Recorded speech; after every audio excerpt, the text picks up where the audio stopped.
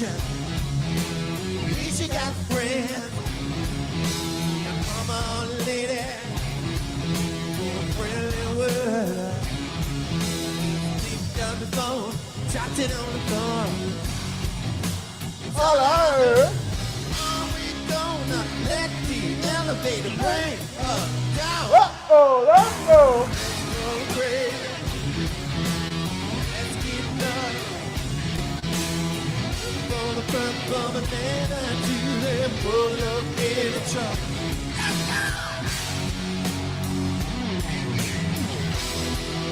You're ready to get busy up in here. Woo! Manchester, make noise.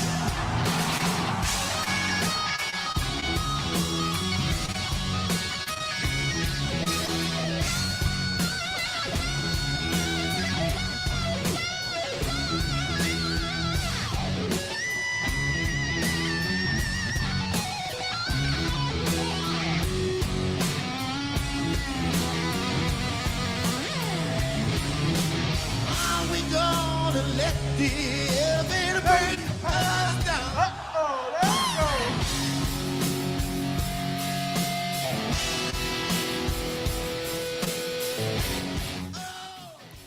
By the way, anybody that's in here right now, that's in the chat, Layla, that's in the chat right now, shout out to her. That's like my best friend, yo. We be having mad conversations. I'm a put pressure on her to one day we got to do a reaction to like Prince vocals and stuff. So I'm putting that in the universe right now. Oh, we gonna run it back. Are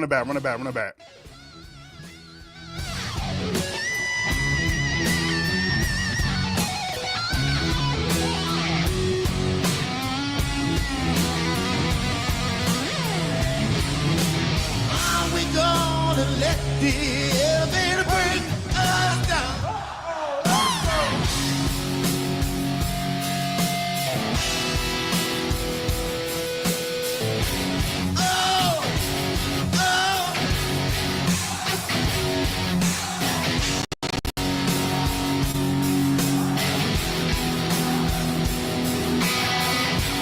Oh, oh. Come on, eat up. Yeah.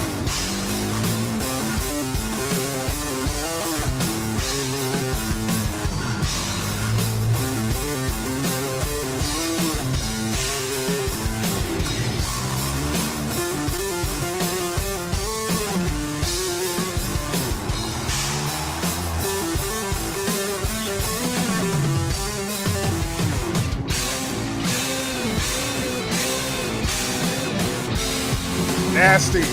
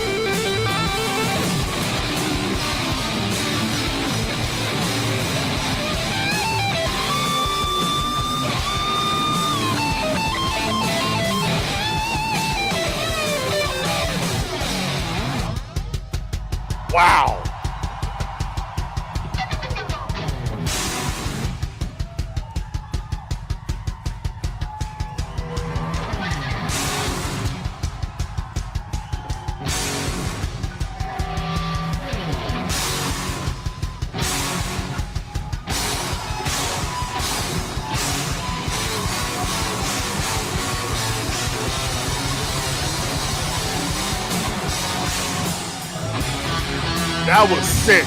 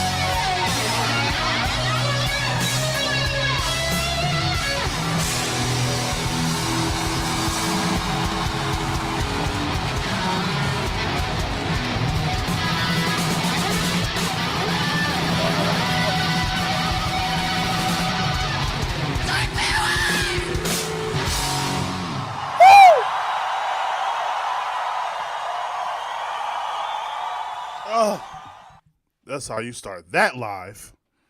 Oh man. So now I feel like just doing Prince stuff now. Yeah, as I said before, like I gotta get. See now I'm starting to start putting pressure on my friends now. I need my sis Sasha. If you see this, I'm putting pressure on you. I'm calling you out right now. I need you to eventually do a live. We gotta talk. Michael or whatever. Layla, like I said, she is the most like when I tell you I thought I was a music head, she's like the most insightful person I know. Like she knows all the ins and outs, bro. And she can sing. So yeah, we gotta eventually do that. See now I'm in Prince mode now. See now I done messed up. Now I'm in Prince mode. Whew. So the plan was to do the rest of these halftime shows, react to them.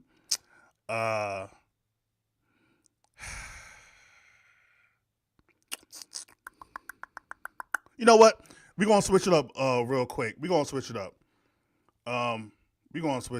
Because you know what? I feel like getting really into some music bag right now. So because of that, which once again, shout out to Layla for putting me on. What's my man's name?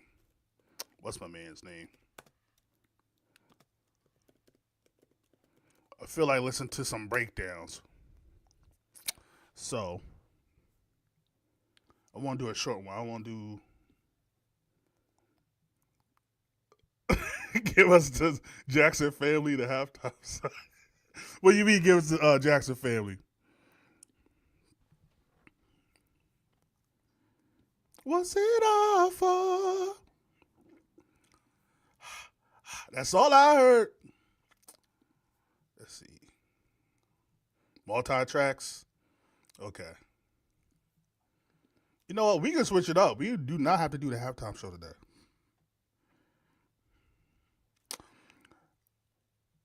You know, dear beloved,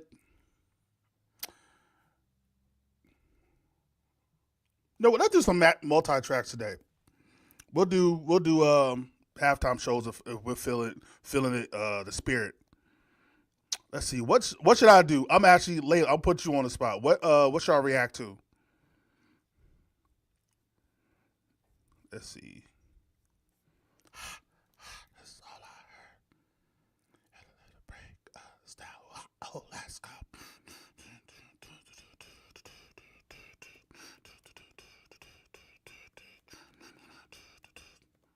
I saw something. I think somebody said it on my community page, asking which band was better, The Revolution or Third Eye Girl. I'm like, I didn't know that he was allowed to debate that. I thought The Revolution was like, yo, hey, what's up? Oh, first of all, let me show love to the chat. Hold up.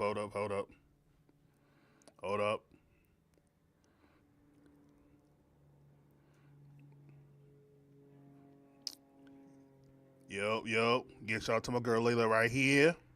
That's my right hand. Let's see. Yeah, I think we're going to do some multi-tracks today. I was planning on doing the halftime show.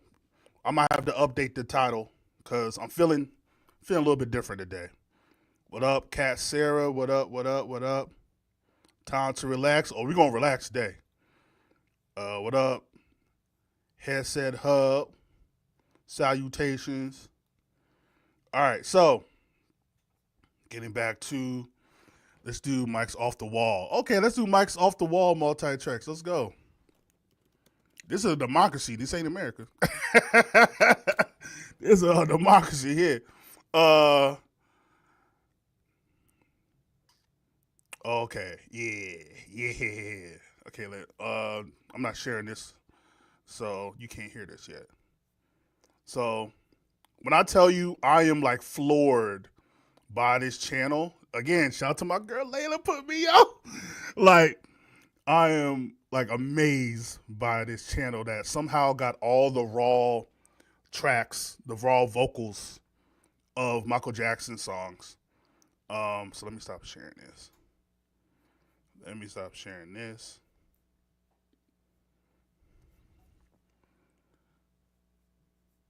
Yeah, we gonna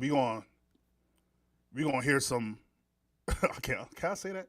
Hear some raw Michael. I don't know this. We gonna hear some Michael today. Okay, let's see. Boom. All right, let's get it. So like I'm gonna try not to geek out too much because like just yo, it's crazy. And that was pause. I don't know what that was. All right, so Michael Jackson, Off the Wall. You know what? Let me see if I can update my title of my, let's see. Michael Jackson, let's see.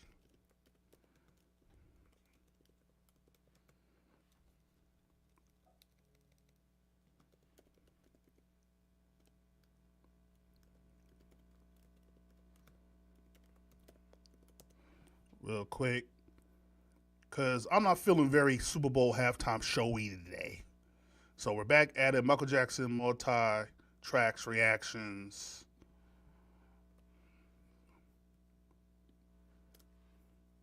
So let's save that. Boom. All right, bet. Yeah, let's listen. I'm in the Michael Jackson mode today. All right, so this is Chris. How you say his name? Leipy. He'll don't worry about that. Off the Wall Studio multi-tracks listening session. When I tell you, if you have not seen this or heard this, you're going to be blown away. Let's go.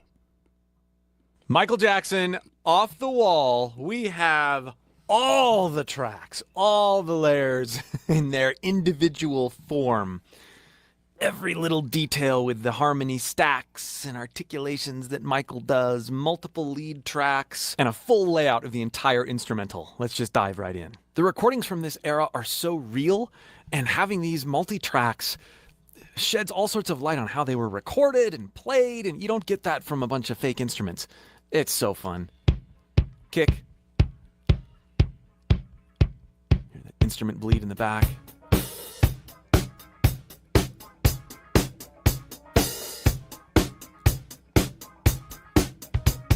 Check it out. The overheads are rooms. That's just them. You really get a sense of context and how it was mic'd and Almost sounds like Billie Jean, don't it?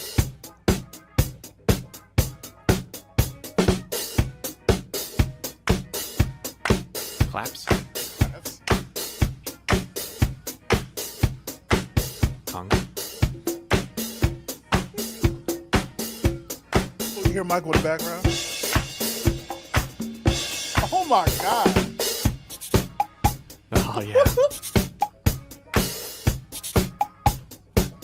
And check out this overdrive hi-hat.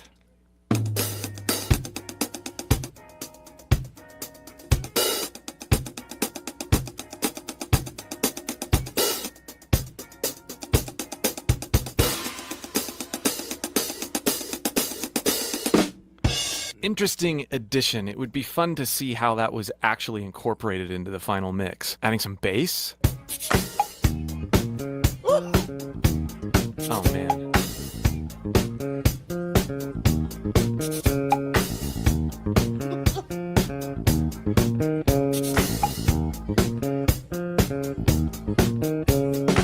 I love it. If you listen real carefully, you can hear all the bleed, even what might be a scratch vocal or other instruments that we have muted are bleeding into these mics. It shows you just how much of this stuff was recorded in a live studio environment. That bass.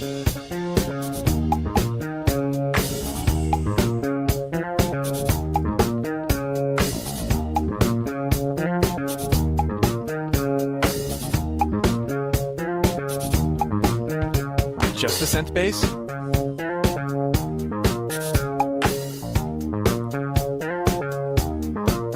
Just the bass.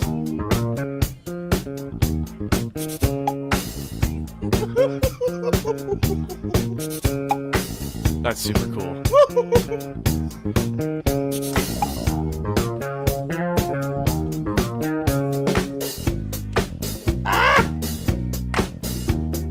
It's something I never would have processed before seeing these tracks, but the synth bass cuts out here and lets the articulation of the acoustic bass really come through.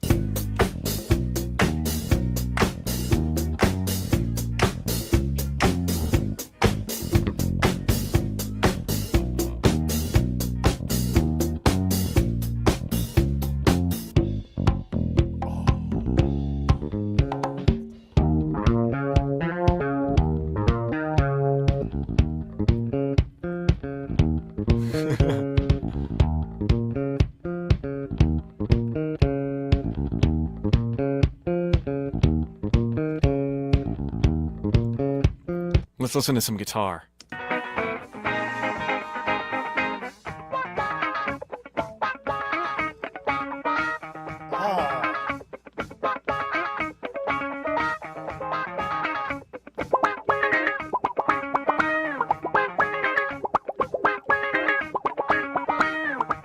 Like this, there's nothing that sounds like this. Like there's nothing even today that sounds like this. He did this in 78. Like what? 78, 79. Like that's crazy. Like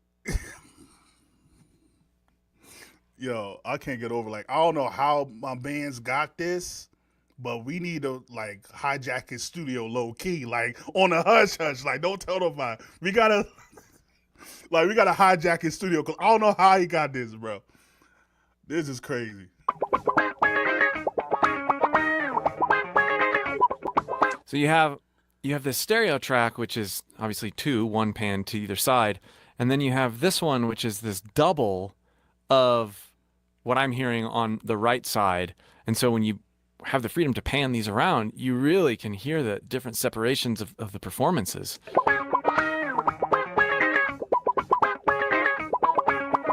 Such cool effects too.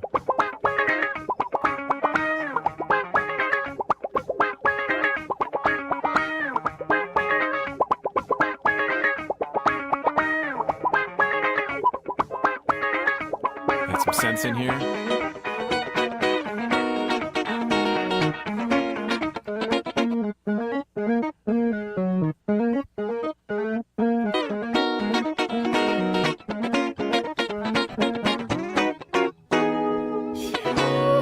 Rhodes.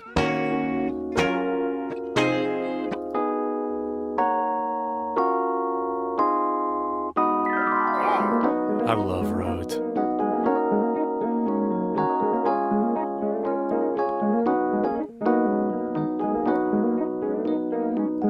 Let's go to the more percussive section with the Rhodes.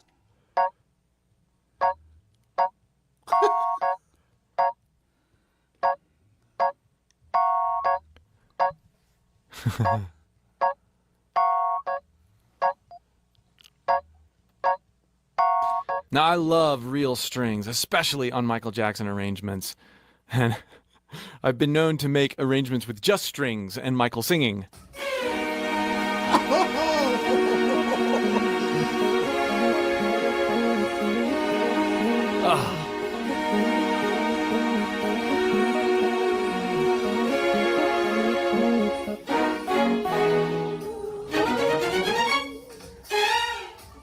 this might be So cool. Now let's. this might be controversial. Off the Wall, I think is my favorite song off the Wall. Like as much as I love Don't Stop Till You Get Enough, Rock With You, I think I gotta go Off the Wall. Like, what is your favorite song off the Wall? Like, it gotta be Off the Wall to me. I think like everything vocally, arrangement wise, I think it's my favorite song.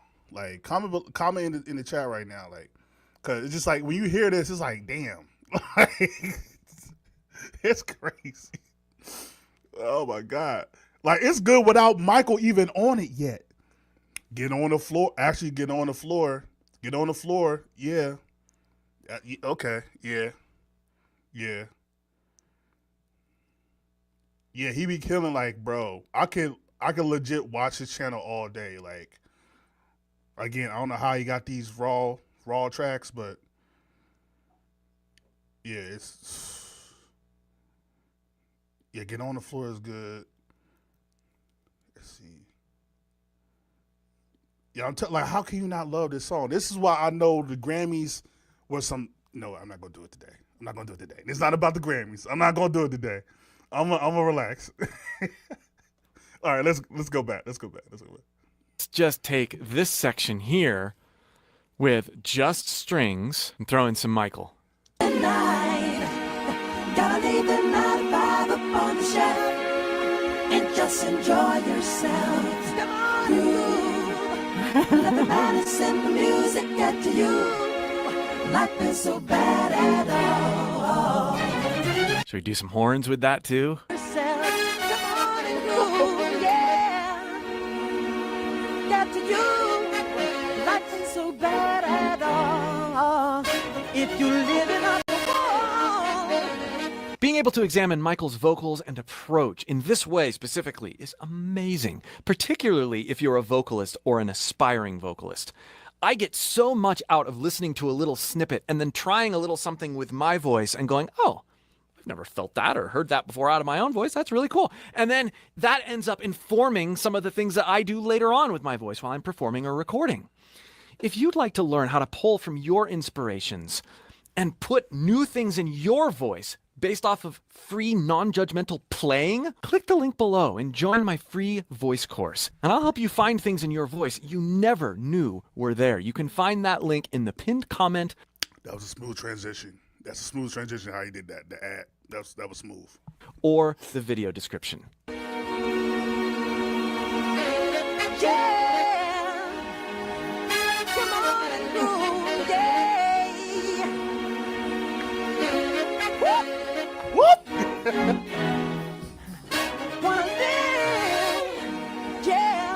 Wow, you really get a sense for all the detail and articulations in there, how the brass and the strings, they push and pull off of each other. One travels up the stairs while the other one provides a nice foundation, and then they switch roles.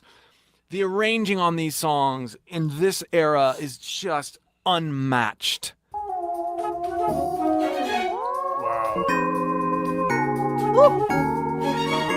This is part of the beginning. The theremin, some other interesting synth.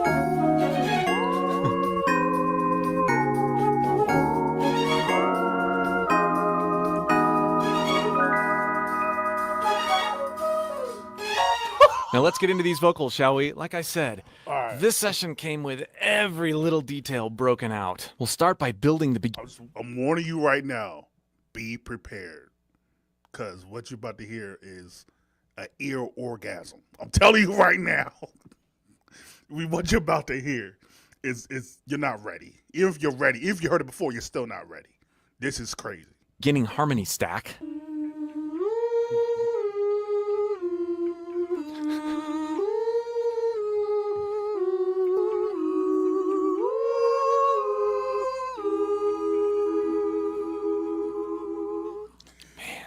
Okay, now I'm going to add the other ones in.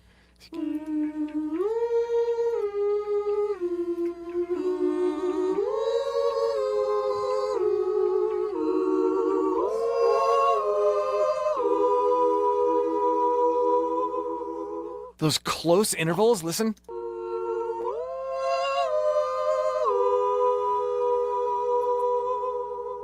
out of context, they sound super weird.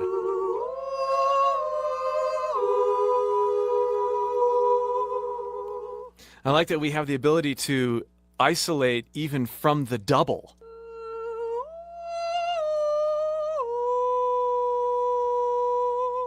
Listen to his dynamics. That's crazy. In his head voice there. Ah, Like how he's able to grow those notes. How is that possible? Like, he's legitimately using his voice as the instrument.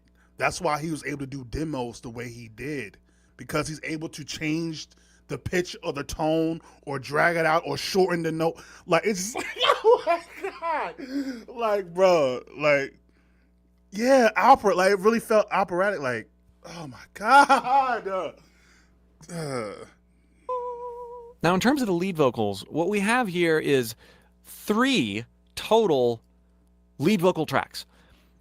In listening through to bits and pieces of them, they are the same general performance, but this one right here is just a single Michael. And then we have this laugh track and these little sporadic doubles that happen throughout. Those are represented in different combinations as sums in these tracks. So for the purposes of really diving in a meticulous way, we're going to not bother with those because we can see everything that's happening on individual tracks here. So we'll start, well, with the exception of this front part right here.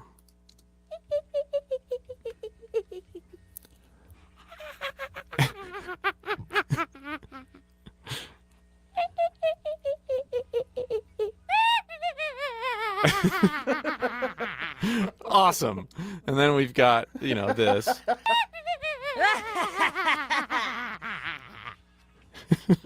Now we switch to this one. When the word is on your shoulder, gotta straighten up your acting, boogie down.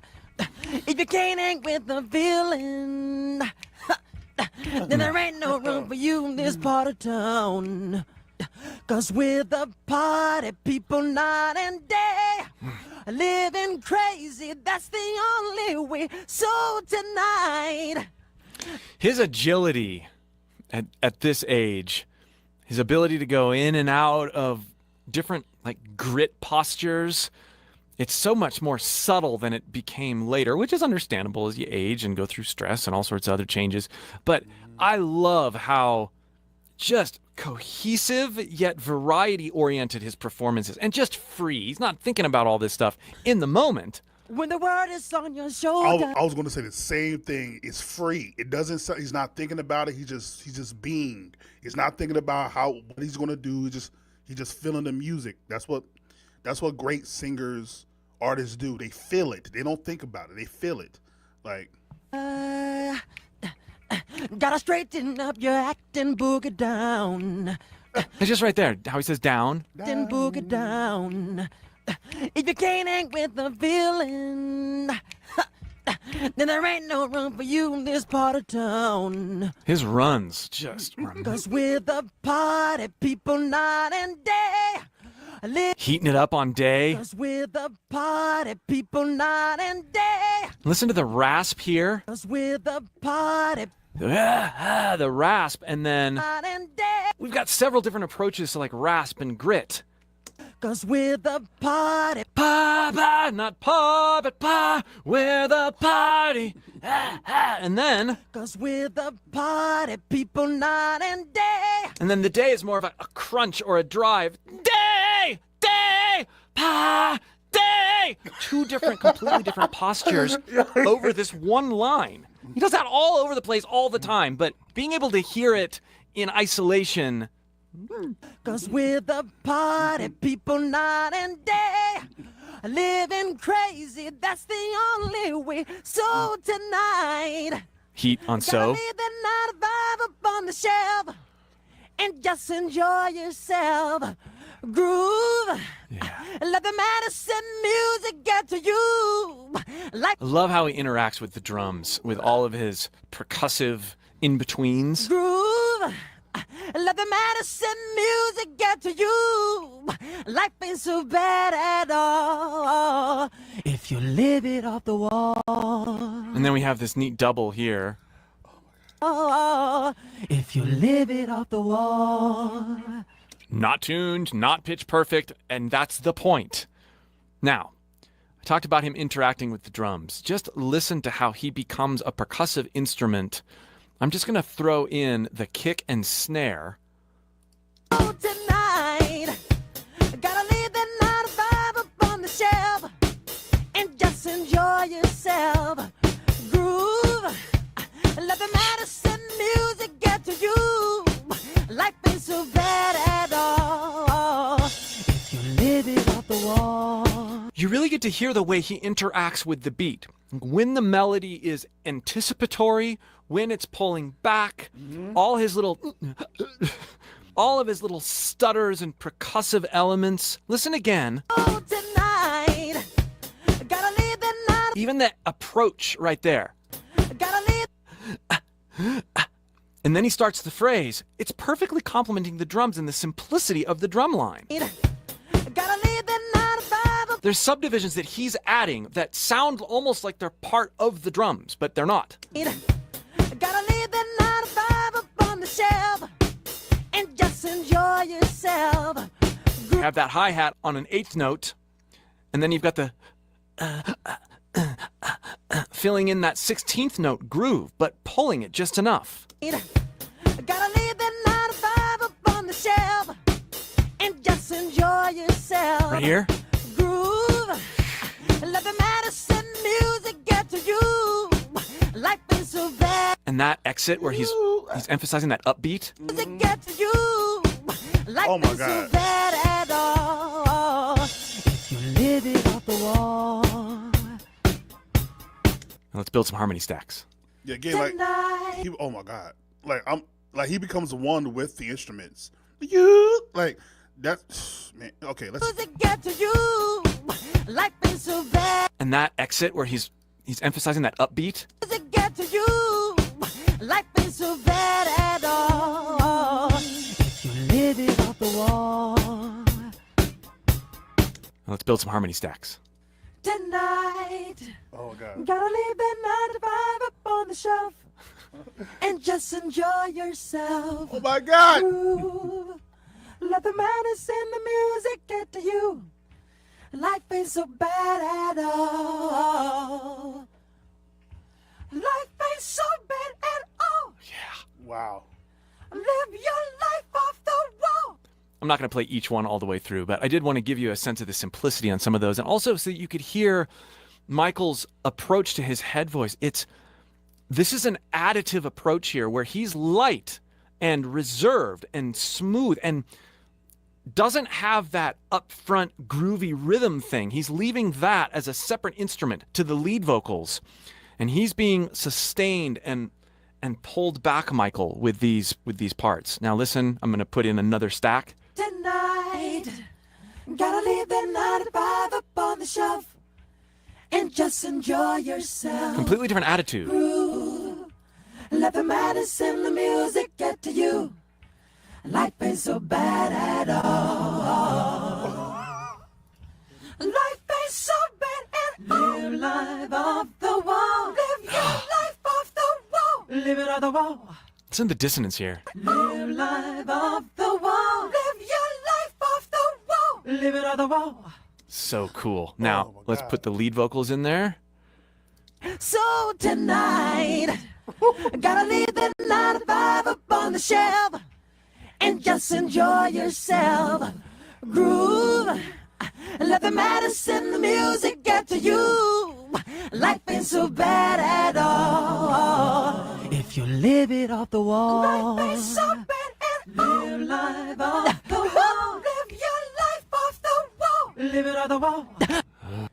Gotta leave the 9 to 5 up on the shelf. Now, this track is a pre-mixed version of all the stuff that I just showed you here. Moving on. You can shout out all you want to, 'cause there ain't no sin and folks all getting loud. If you take the chance and do it, then there ain't no one who's gonna put you down. Cause we're the party people night and day. Living crazy, that's the only way. So tonight.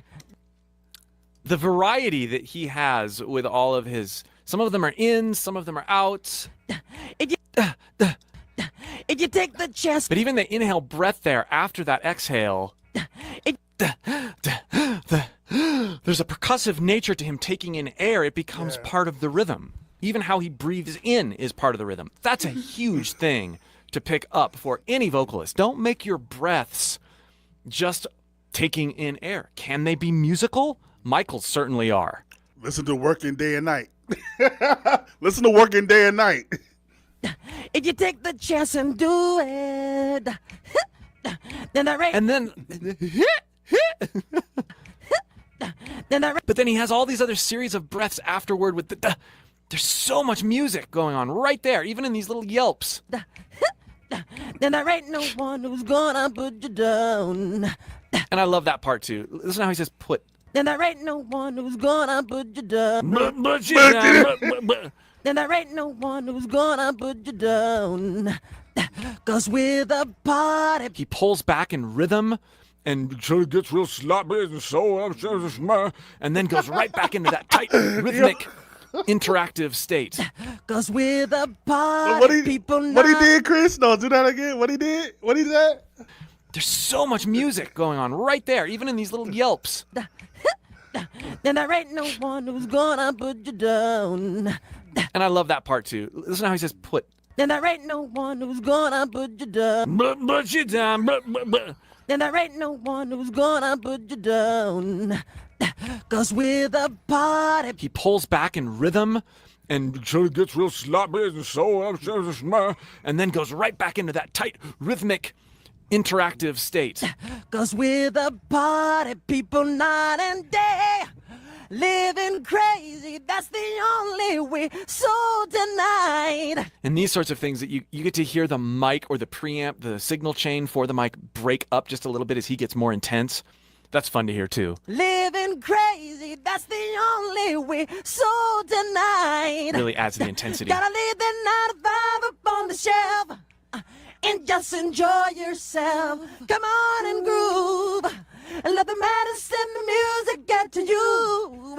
Life is so bad at all. If you live it off the wall. Life is so bad. So this is one thing that a lot of vocalists or producers, when they're first starting out, don't really understand about doubling vocals. This is essentially, I mean, there's some rhythmic differences, but this is essentially a double of the melody in as one of the parts in the stack. The rhythms are conforming to the conventions of the stack, not the lead. But listen to what a different character and what a different approach Michael is singing the same melody. Tonight, gotta leave that 9 to 5 up on the shelf and just enjoy yourself. Groove. Ooh. There's a lot of head voice. There's more breathiness. There's not really any compression. All those rhythmic aspects are gone. He's letting the lead vocal do its thing and be its own entity. Tonight, gotta leave the 9 to 5 up on the shelf and just enjoy yourself. Come on and groove. And let the medicine, the music get to you. Life is so bad at all. If you live it off the wall. Life is so bad at all. Live life off the wall. Live your life Oh, God. Did you hear that? Wait, hold on. Wait a minute. Did you hear? Well, hold on, wait a minute. Go back. And just enjoy yourself. Come on and groove. And let the medicine, the music get to you. Life is so bad at all. If you live it off the wall. Life is so bad at all. Live life off the wall. Live your life off the wall. Live it off the wall. Now I want to come back here and do these while Michael is singing lead. 'Cause we're the party people night and day. Living crazy, that's the only way. So You hear all the little growls in there? Oh. 'cause we're the party people night and day. Living the only way. So, Muting the lead. 'cause we're the party people night and day. Living crazy, that's the only way. Do what you want to do. There ain't no rules, it's up to you. It's time to come alive and party on right through the night. Gotta hide your inhibitions. Gotta let that fool loose deep inside your soul.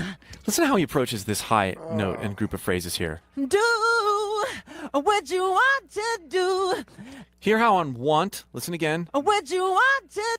Would you want? If we just put that out into Speechville and don't try to sing it, want to do. What you want to do. Would you want? He's transferring his resonance. He's placing his voice back, kind of quacking it. But as he raises his pitch, it doesn't sound as quacky as much as it does just flavored, seasoned with something different. This is not What you want to do. want to. No, it's want to do. Yeah, that's part of what we love about Michael's voice. Is it's so variety oriented in terms of where it's placed. We don't even notice it, especially not with all the other things going on. But that gives him so much character. What you want to do. There ain't no. And I also think this is a result of him being an artist for 15 years. Like, we get to Off the Wall after 15 years of him being an artist. If he would have just been doing whatever, then decide to do Off the Wall, it would not sound like this. This is what happens when you are in the music industry for so long, that you develop whatever he developed throughout time. So it's just like, bruh, even though it's like he like almost ruined his voice by being in the music industry so long, at the same time, in his prime, like he just like, I wish I could get inside of Michael's head. Like, what would make you do the vowels the way you did it? Like, I wish I could get inside Michael's head when he was doing these songs, bro. Like, it's crazy. No, it's want to do. Yeah, that's part of what we love about Michael's voice. Is it's so variety oriented in terms of where it's placed. We don't even notice it, especially not with all the other things going on. But that gives him so much character. What you want to do. There ain't no rules, it's up to you. He keeps it forward there. No rules, it's up to you. But really thins it out. No rules, it's up to you.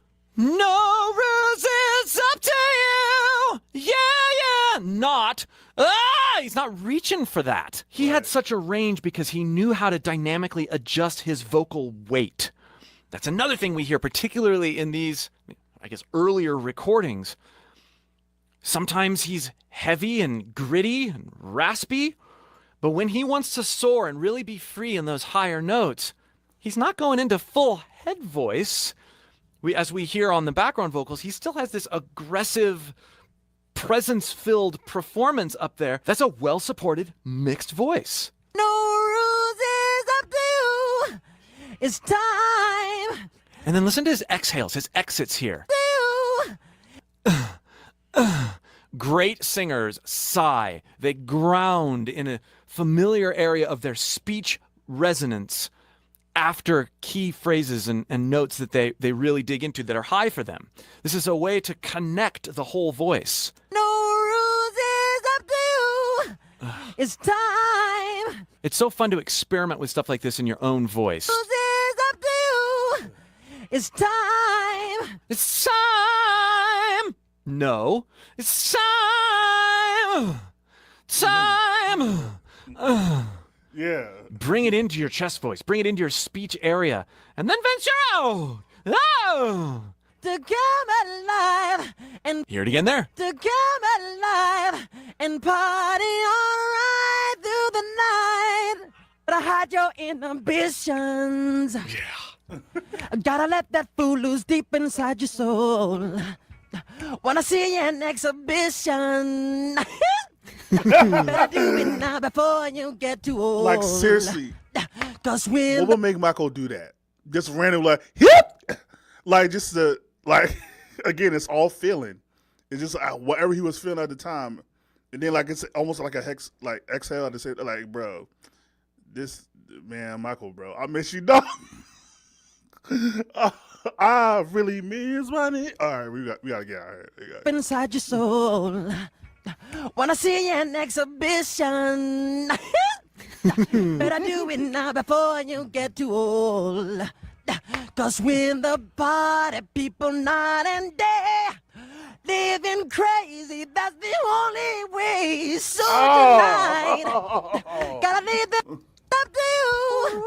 It's time to come alive and party alright through the night. Alright, your inhibitions. Gotta go tonight. Gotta leave the night vibe up on the shelf. And just enjoy yourself. Come on and groove, yeah. Let the madness in the music get to you. Life is so bad at all. If you live it off the wall. Life is so bad at all. Live it off the wall. Live your life off the wall. So tonight, gotta leave the night vibe up on the shelf. Let's hear that again with everybody in. Life is so bad at all. Live it on the wall. Live your life off the wall. Yeah. So tonight, gotta leave the night vibe up on the shelf and just enjoy yourself. Come on and groove, yeah. Let the madness in the music get to you. Life ain't so bad at all. If you living on the wall. Gotta lay the 9 to 5 up on the shelf, yeah, and just enjoy yourself. Come on, living off the wall, yeah. Life ain't bad at all. Living off the wall. This is fun to be able to hear this repetitive vocal thing happening right or with just the improvs on the lead vocal. Living off the wall, yeah. Life ain't bad at all. Living off the wall. Life ain't bad at all. Come on, living off the wall. Yeah. Life ain't bad at all. Living off the wall. Yeah. Living off the wall. Life ain't bad at all. Living off the wall. Life ain't bad at all. Come on, living off the wall. Yeah. Life ain't bad at all. Living off the wall. Life ain't so bad at all. Living on the wall. Living on the wall. He like winds up with his breath there. That's so cool. This is the stomps. Living on the wall. Living on the wall. Life ain't bad at all. Living off the wall. Now listen to that. That's just classic wonderfulness. Living off. Remember I talked about dynamic placement and tone modification. Living. So soulful. Most of us would feel too stupid doing that or even experimenting with it. But I'm telling you, the minute you stop caring if you're stupid is the minute you unlock your voice. Living off the wall. Nah, Chris. Nah, Chris. What happened? Hold on. Nah, do that again. So soulful. Most of us would feel too stupid doing that or even experimenting with it. But I'm telling you, the minute you stop caring if you're stupid is the minute you unlock your voice. Living off the wall. Life ain't bad at all. Living off the wall. Yeah. Life ain't bad at all. Living off the wall. Here's foot stomping there. Living off the wall.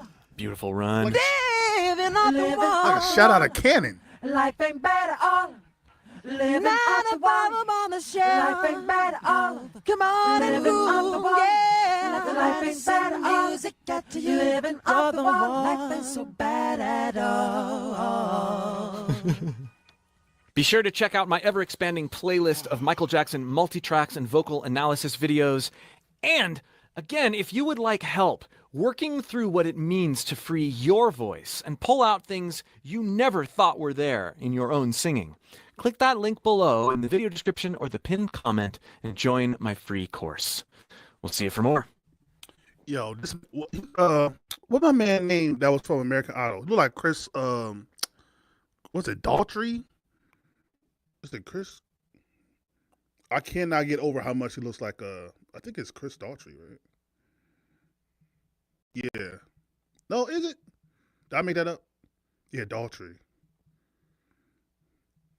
Anyway, nah, I wanted to get to this one comment. I didn't even respond to it because I want to get to this comment right here because I think this is why Michael was able to be who he is. It says, not just industry, you have to think about the people he was around. He was a student all his life. Berry Gordy, Marvin Gaye, Stevie Wonder, and he developed his own style. That's what it is. Like Diana Ross, like he lived with Diana Ross as a child. You don't think he learned from Diana?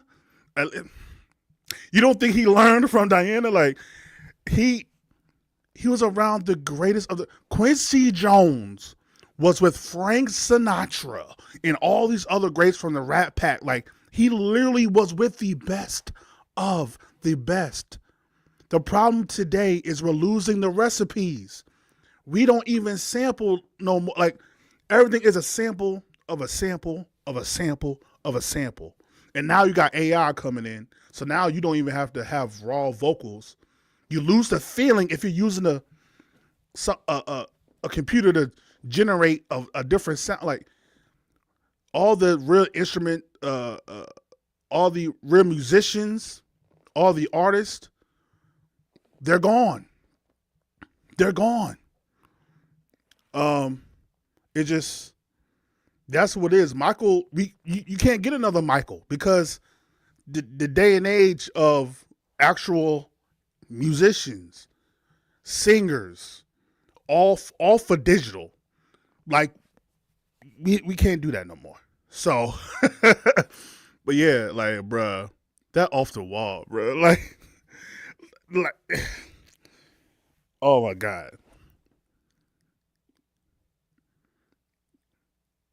Billie Jean. I don't know. What is my favorite song off of Thriller?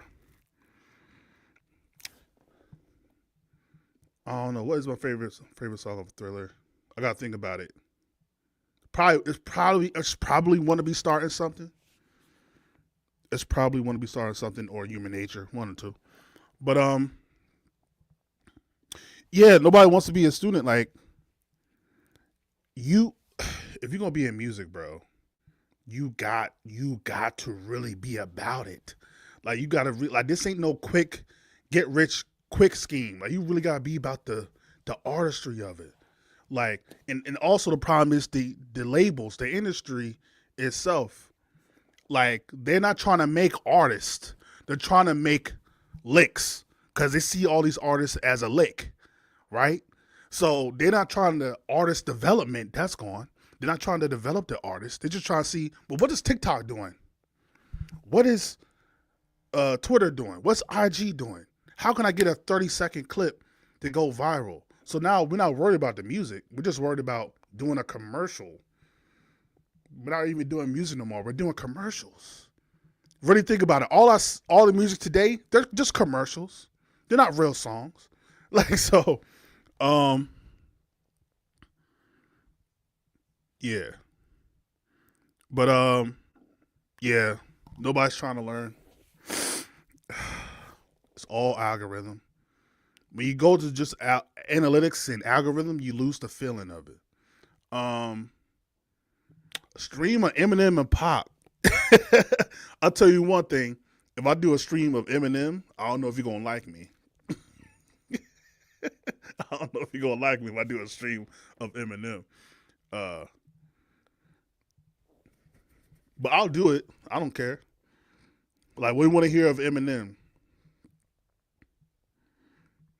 If you're a musician, you need to know about the K-pop. Yeah, I think If you're going to be an artist or a musician, you need to hear everything, even stuff you don't like. Like I force myself to listen to country, force myself to listen to like opera, because you gotta learn from everything. So what we want to do right now, because the world is yours. Whose world is this? This your world. So what y'all want to do? You want to go back to Super Bowl halftime show reactions? Do you want to listen to more Michael? You want to listen to Prince? Do you want to do something different? What we feeling right now? What we feeling? What we feeling? I got the feeling. Shout out to, let's see, I think I shout out everybody. Shout out to, what was that, Align? What was that, Align? Aylin? I suck. My bad if I got your name wrong. Tap dancing Michael? You wanna get the tap dancing Michael? Yeah, I'm taking requests. Now, do understand, depending on copyright, it might shut the whole stream down, but no pressure. Billie Jean. I think, you know what? I like that. Yeah, Billie Jean deconstruction. K-pop. Okay. I still gotta react to that joint you sent me. So, all right, this is what we're gonna do. I feel like the consensus is right now Billie Jean.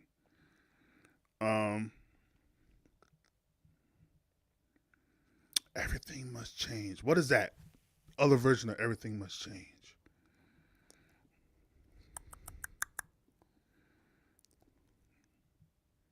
Everything must change.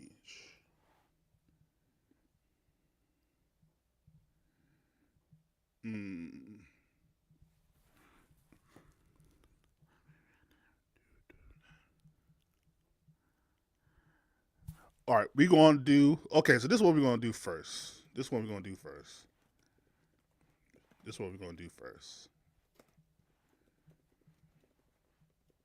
Let's see how long this video is before I react to it. 51 minutes. All right, bro. Hold on, wait. Nah, son, you wildin'. Hold on.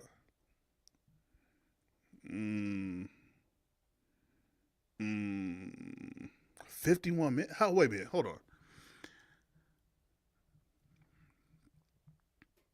Home demo.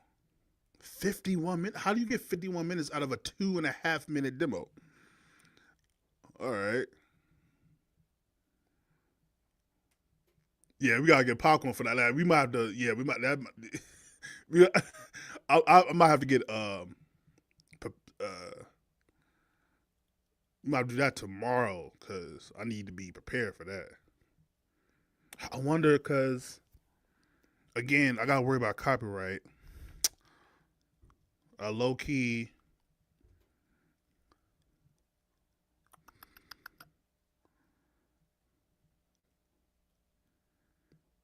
Do you know where your children are? It's not copyrighted. I low key want to listen to that right now. Like, I've been listening to that all day. Do you know where your children are? You know what? Let us listen to this real quick. I'm making an executive decision right now. I just really feel like listening to this song right here. I need to listen to this real quick, and then we get back to whatever. I just really feel this song. I don't know if y'all can hear that. Probably because I'm not sharing it. Hold on. Cancel. I'm just doing stuff right now.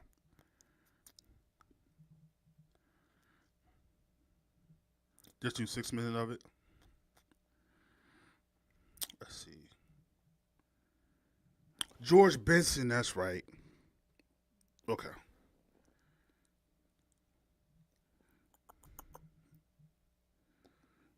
I've been spamming this song. Okay. So this is what we're gonna do. You know what? F it. We here. We got some time. You know what, Michael? We got time for you today. F that. Let's go to Billie Jean. Let's go to Billie Jean. We here already. We vibing. Let's go to Billie Jean. Turn it down every 10 minutes. Yeah. All right. All right, yeah. We here already. Like, it don't need to be waiting or none. So, we here already. Let me go full screen. All right. Every 10 seconds. Turn it down like every 10 seconds. What you mean by that?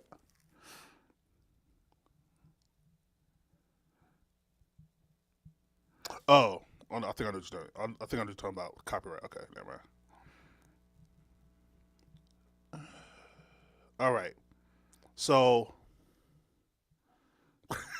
51 minutes is a long time. 51 minutes is a long time. But you know what? We ain't got nothing better to do.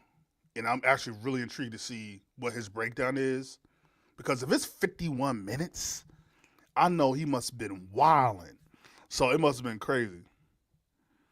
Okay, yeah. All right. So get ready, get your I ain't even got nothing. Get your drink, get your popcorn, get your substances, whatever that's going to be. Because strap in. Because we're going to watch along to Michael Jackson, Billie Jean, original studio, multi-tracks by Chris. Well, how do you say his last name? I feel like I keep saying it wrong. Hold on. I want to say Chris Leeman. Lippe.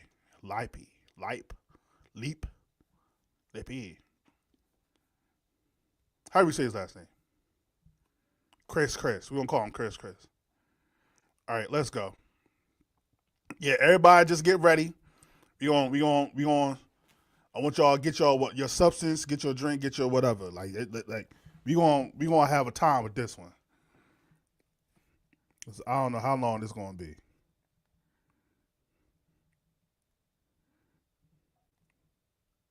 Do you know where your children are? Leapy? That makes sense. So Chris Leapy. All right, my bad, Chris. Big Chris. Gangster. My bad, Big Chris. Do you know where your children are? Mm-hmm. I can't believe he didn't put that on the album, low key. Probably because the industry, whoever was like, "Oh, we can't do that, Mike. We can't be putting that on no album, Mike." All right, we ready? All right, we're gonna go in 10, 9. Sorry, let me stop playing. All right, let me full screen it. Boom! Oh, we right in there. All right, hold up.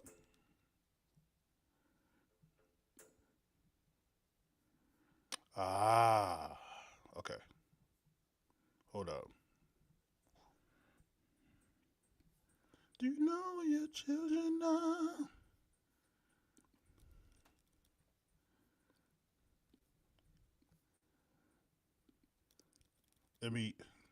This is what happens when you got too many things plugged up.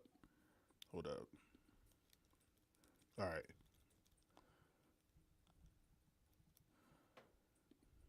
Are y'all ready? Let's go.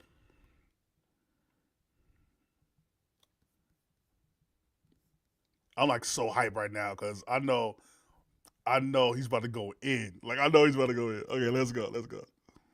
Only have the studio multitracks for the version we all know and love. I have multitrack vocals for his home demo. It is amazing. There is so much to unpack here. Spoiler alert, this is going to be a little bit longer of a video because I want to give ample time to appreciate the nuances in the instrumental arrangement and in the studio vocals, all the different things going on there. And then I also want to spend some time going through the demo performances and all the layers. I have all the multi-tracks for those. There's so many fun things to go through. So the reason I'm able to do videos like this and pour so deeply into a particular singer's style with the original content is because this is a singing channel. I teach people Damn, that's a through nice this studio. material. I teach you how to pull inspiration from your favorite singers and create moments with your own voice. Learn with your own voice. So, I've got to start and stop. I can't play the whole song. Thank you, MJ copyright holders, for allowing this to be on YouTube as fair use. If you'd like more help diving into your own voice and learning freely without passing judgment on yourself while you're learning, click the link below and join my free voice course. All right, let's do it. As has become the norm, let's take some time and appreciate various isolated instrumental gems. Here's the basic percussion groove.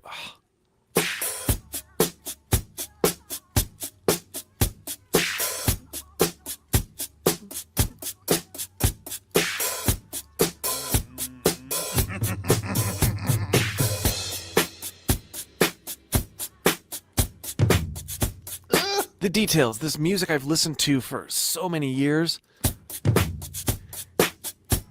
If you listen really carefully, if you've got a good pair of headphones on, you can actually hear, even in these tracks, some headphone bleed, like little bits of singing and things coming in from headphones from other places. It's quite interesting.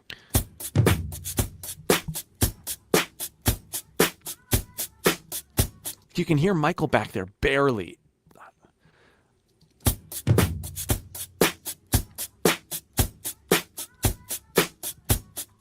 Okay, and this iconic bass line, we have two different sounds coming from the bass, and I think this is just amazing.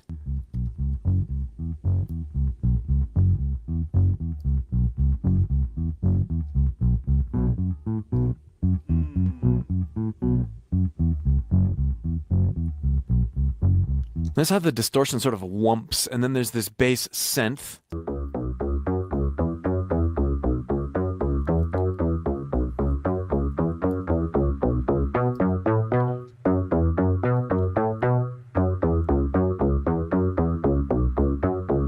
And what we hear in the final mix is an amalgamation of these two.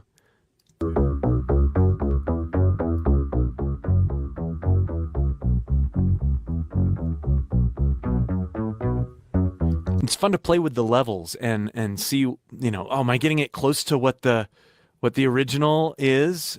I can't possibly, but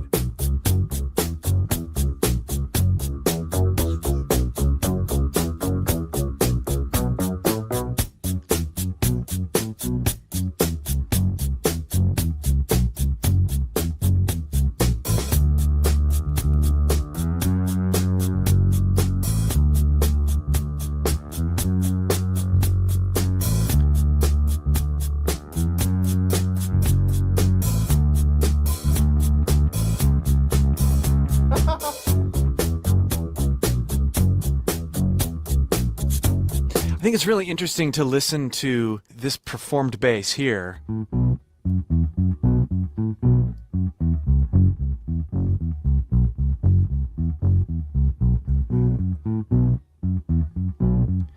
Sounds like there may be some submixing or some comping going on here, but where you have those like emphasized notes and the octaves that are happening.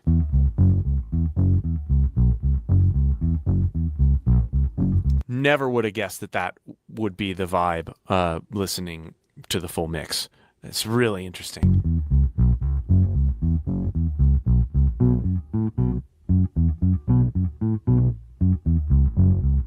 Huh.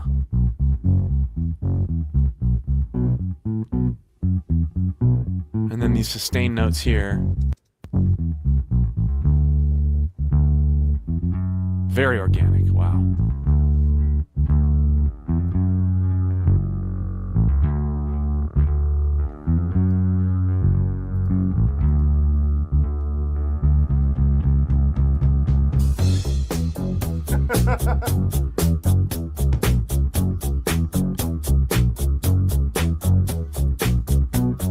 I know Michael was dancing all over the studio when he heard this. Like, I know Michael was going crazy when he heard this, bro. Like, you know how Michael go. You know how Michael gives it up when he hears a song he likes. I know he was just dancing all kinds of. Yeah. Let's get into some of these other sounds. I like that one, Quincy.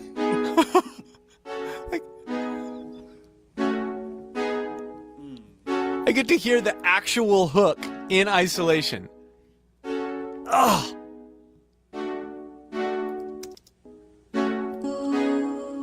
What? Oh my God.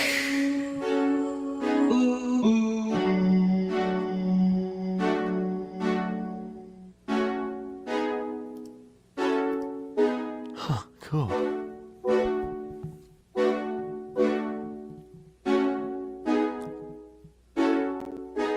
Did you ever think that it was so layered? I didn't.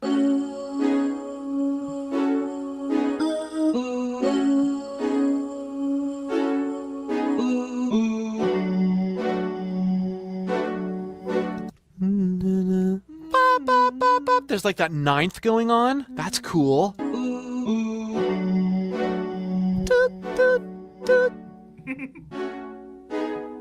Never heard that before either. Where is that?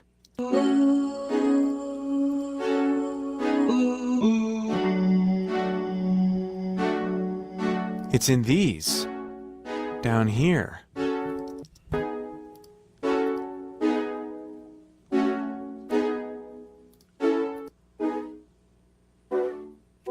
Yeah. Cool. It's like trying to put a puzzle together. Like, it's just crazy. It's like, oh, I see what. Oh, okay. It's like it's really like trying to put a puzzle together.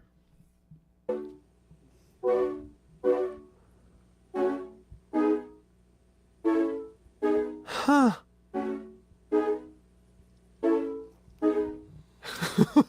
And then these are just gems. Listen to these, the real thing here. Oh my God!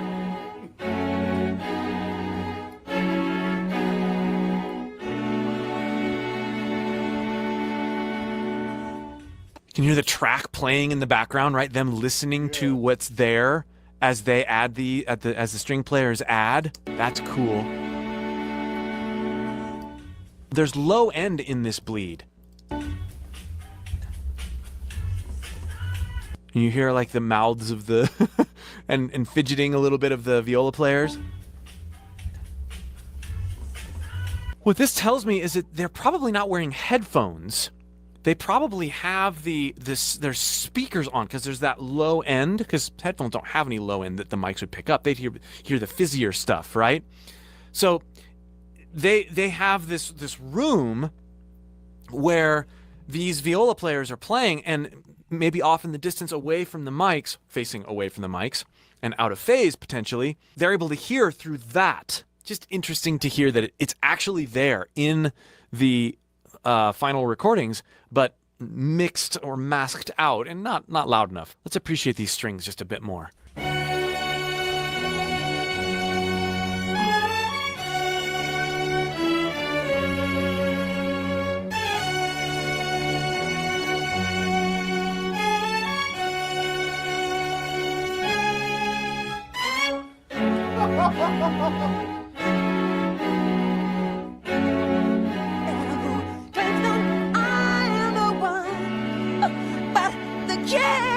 Not my son. No, no, no, no, no, no, no. The Billie Jean, not my love. She just a girl. Soundtrack version, right?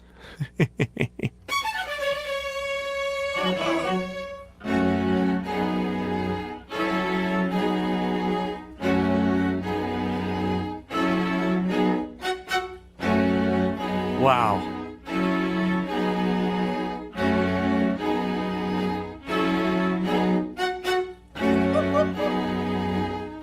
Now, what's really interesting is when you start putting these organic strings in with some of the other synth elements, it really becomes fun.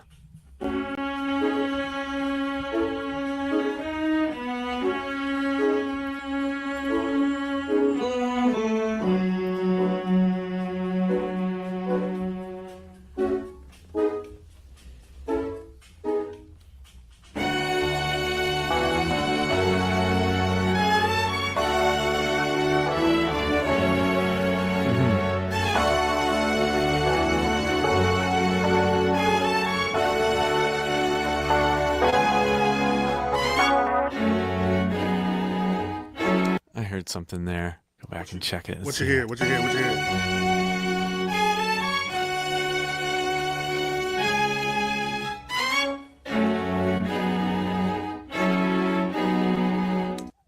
Hear the room noise and just that sense of place that these strings have. The bows kind of, you hear the friction of the bows and the reverberation from the room.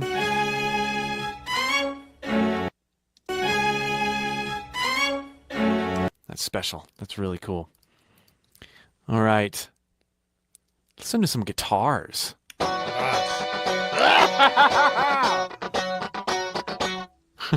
So simple and groovy.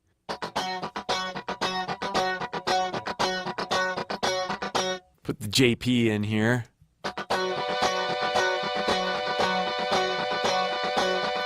Ready?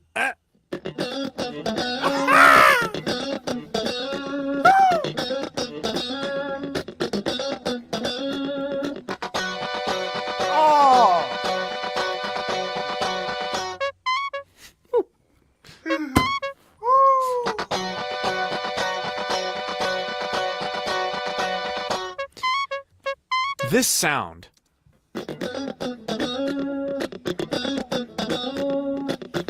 That makes the track to me. And all the imperfections that you hear, string bleed and I think. Like I think that I think that makes the track it makes the muse of the track to me. That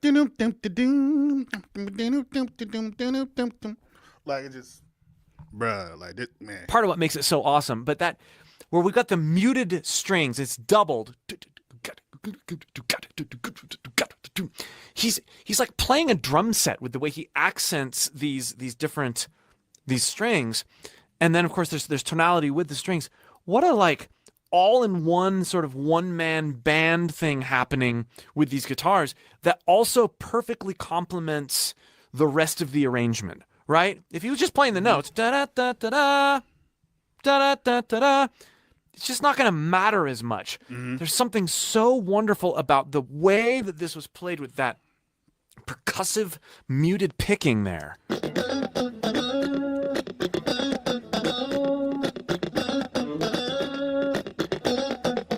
Let's get into these vocals. Yes, we're sir. We're going to do the studio recording, and then we're going to go over and sort of contrast that with the home demo stuff. Oh, let's go. Let's go.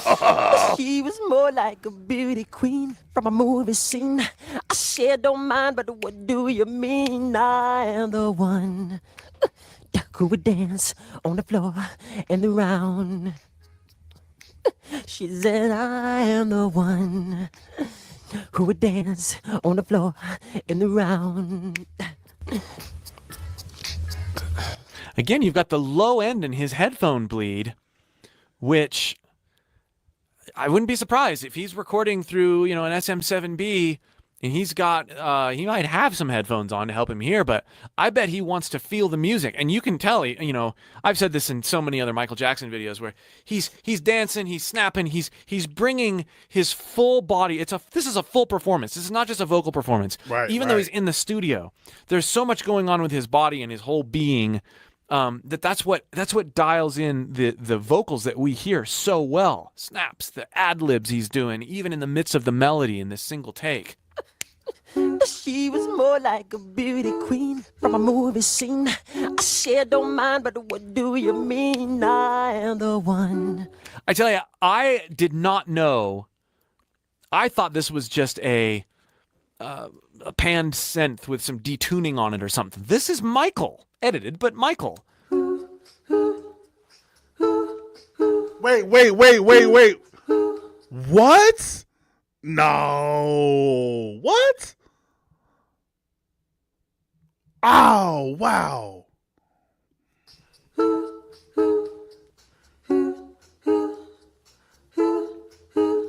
Wow. And look at how much it goes through the whole thing.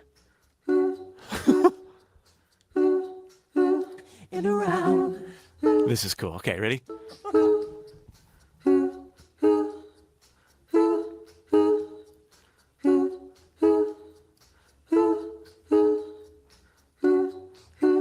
who would dance on the floor and around.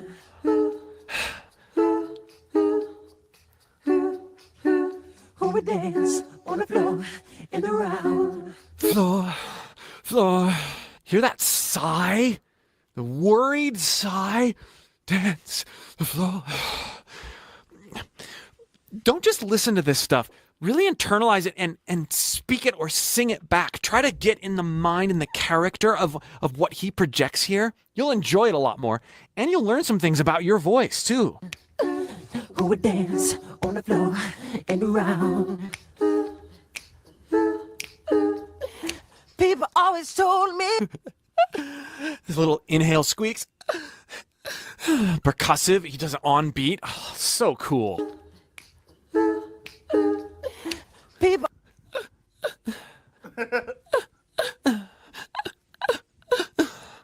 Try it. That's crazy.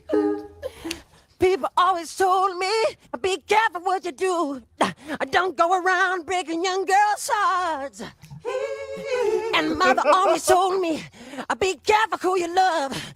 And be careful what you do. Cause the lie becomes the truth. Hey, the Billie Jean is not my love.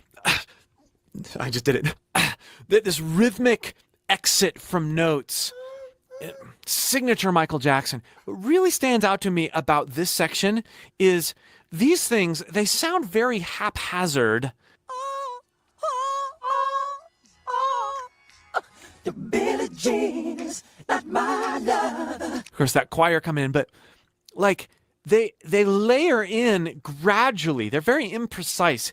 You wouldn't think that they would be that imprecise, but there's something extra cool about that they are imprecise, but they're free flowing and it makes things actually feel more accurate because they're not so calculated, right? Listen to the way he flows into these things. And mother always told me, be careful who you love. And be careful what you do. Cause the lie becomes the truth. Hey, Like the Billie Jean is not my love.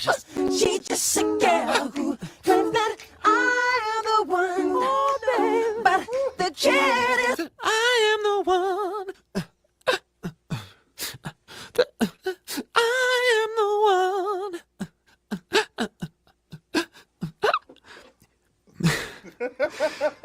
A huge part of the magic of what here, because this isn't his highest song, this isn't his grittiest song, but I think in this song he does one of the best jobs of any other song of being the vocal drummer in between the lines. There's not a lot of like blatant beatboxing here, but all those little shrieks and squeals and percussive exits. There's something so powerful about them, even though you don't hear all of them. They propel, they just make you want to move, especially when you're trying some of these things with your own voice. Ooh, could the lie become the truth? Hey, How he grits it, because the lie become the truth. Hey, and then cleans it up. ooh, could the lie become the truth? Hey, the Billie Jean is not my love. She's just a girl who claims that I am the one. But the kid is not my son. Woo! She says I am the one. But the kid is not my son. No. And that some of these aren't on beat, right? He's so strong in how he's on beat and in the pocket. On beat is not the right word. In the pocket is the right word. And then listen to how he lags here with some of these other vocals. But the kid is not my son. No. No.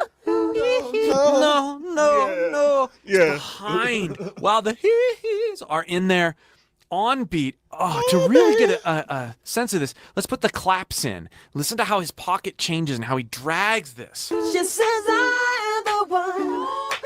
But the kid is not my son. No. So I'm like, no. There's almost a triplet thing going. I'm sure he's not thinking triplet. Maybe he is, but it's this pulling of time with the vocals. Brilliant. She says I am the one, but the kid is not my son. No, no. For 40 days and for 40 nights, I was on her side. But who can stand when she's in demand? Her schemes and plans.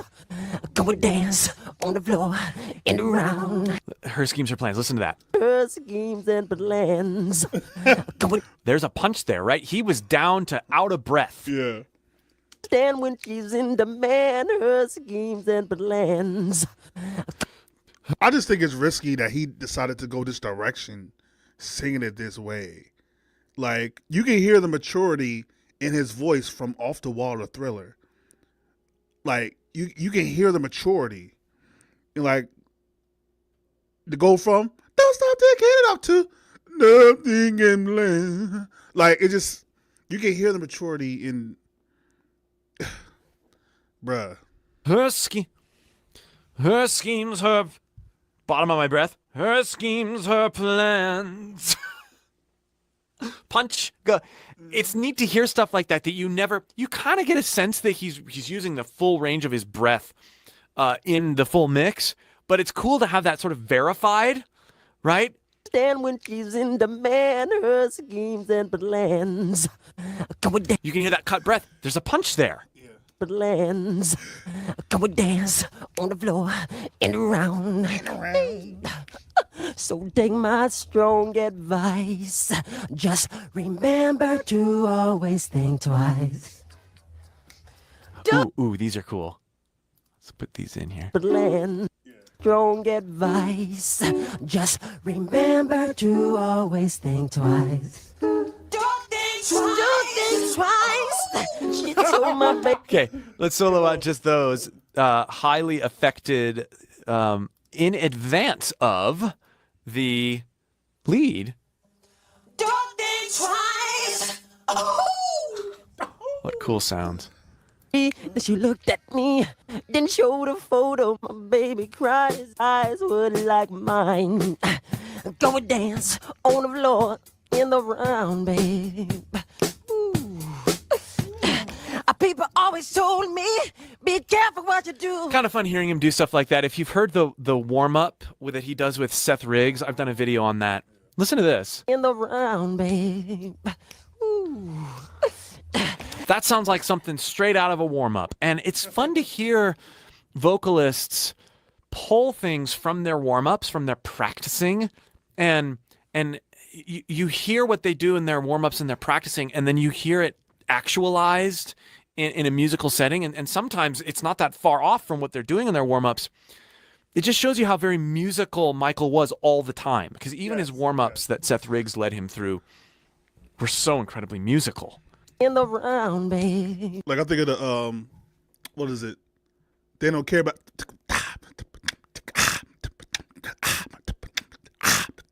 Like, that's just like, they don't care about us. Like, he was just doing, like, once he got older, he started really getting into, like, just using everything. All his breaths, and, like, man. How he goes from, ooh. Like, that's just a good vocal warm-up to this. One of the first things I do when I warm up is go from an engaged head voice and then slide down into my chest voice. Ooh, ooh, ooh. Feeling out that transition between. Sometimes I try to let it break. Sometimes I try to smooth out that break and feel that out. People always told me, be careful what you do. Don't go around breaking young girls' hearts. Don't break no. But she came and stood right by me. It was a smell of sweet perfume. This happened much too soon. She called me to her room. Hey, the Billie Jean. I love it. It's this random sort of entrance. I don't hear it like that near as much, if at all, in the final mix.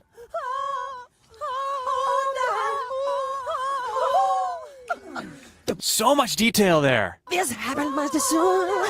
She called me to her room. Hey, the Billie Jean is not my lover. She's just a girl who claims that I am the one. But the kid is not my son. No, no, no, no, no, no, A no, little hee down there. no, no, no, no, no, no. Billie Jean is not my love. She's just a girl who claims that I'm the one. But the kid is not my son. No, no. She says I'm the one. But the kid is not my son. No. I've always really appreciated in this melody and really noticed it when I was trying to cover Chris Cornell's version of this song. He's saying kid. But the kid is not my son. But the kid is. He's not saying, but the kid is not my son. He's not kidding. It's not a kid. It's a kid. And when I was first working on covering this song, because I wanted to hit the note, I opened up that vowel. But the kid is not my son. No, no, no. And I remember listening back to my recording going, ugh, what's a kid? What's a kid? And that note is not as high for Michael Jackson as it is for me. But attentiveness to how you are saying words, how you are leaning into vowels, it's not always about what makes the vocal tone sound the best. You know, it isn't necessarily a pretty sound.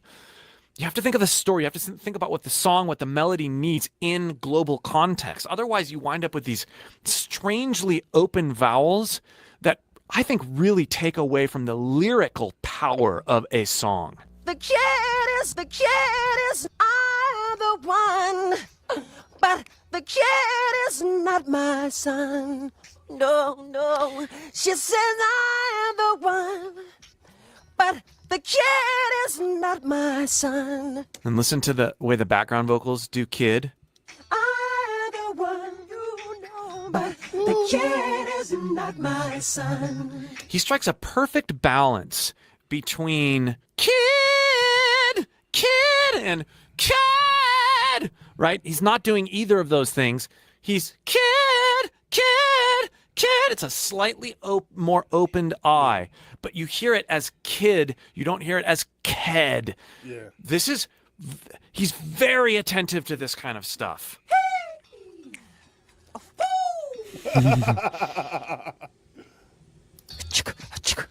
Oh, yeah.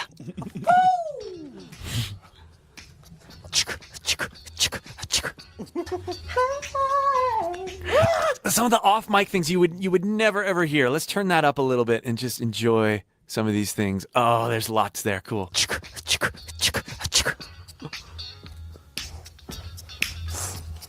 Sniffing.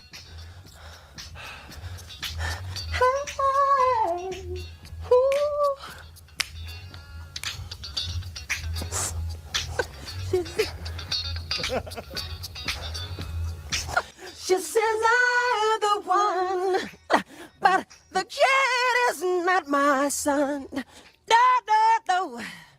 Woo! The Billie Jean is not my love. She's just a girl who claims that I am the one. I like that change in the melody there. She's just a girl who. She's just a girl who. She's just a girl who. That heat on the girl. She's just a girl who claims that I am the one. It's so crazy how much he changes the tone. I'm just a girl who. I am the. Like, what? Like, what? Like, bro. But the kid is not my son. No, no, no, no, no, no. Oh, What? listen to how he weeps in there. No, no, no, no, no. No. His head voice whimpers, grounding in his chest voice and going back and forth so seamlessly. No, no, no, no, no. No. It's like Yodeling, yeah. we spend so much time trying to like make our voice solid and confident. I want to be a confident, good singer. I don't know. There's something in the vulnerability, in the intentional vulnerability that you hear in Michael's voice that makes it way cooler, way more relatable. Because he's not always a confident, awesome singer. Well, he is, but he is because he allows vulnerable parts of his voice to be exaggerated and used as strengths. So key. No, baby. Not my son. Woo! She says I am the one. You know what you did.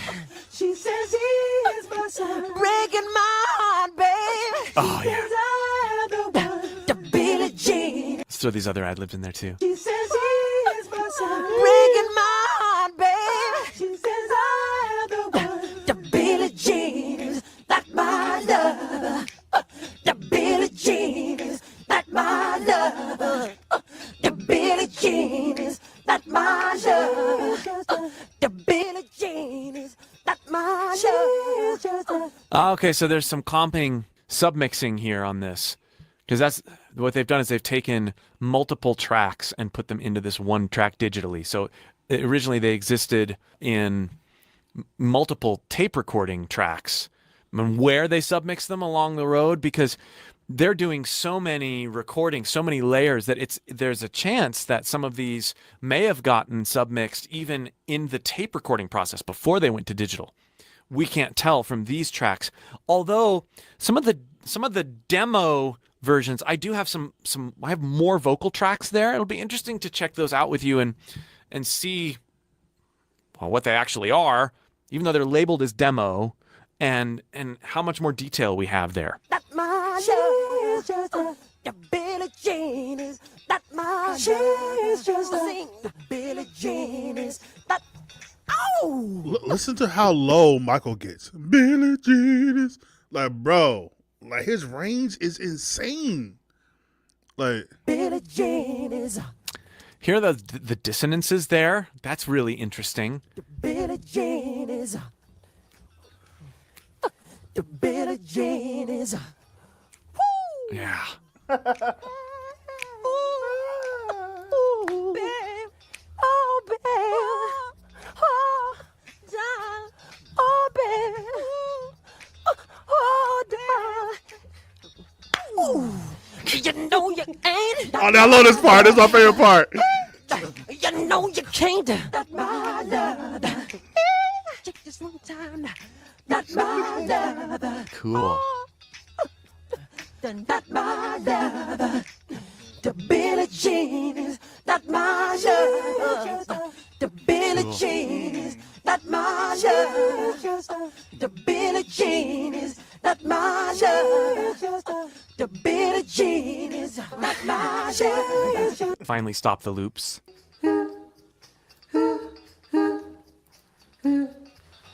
We'll be up. Cool.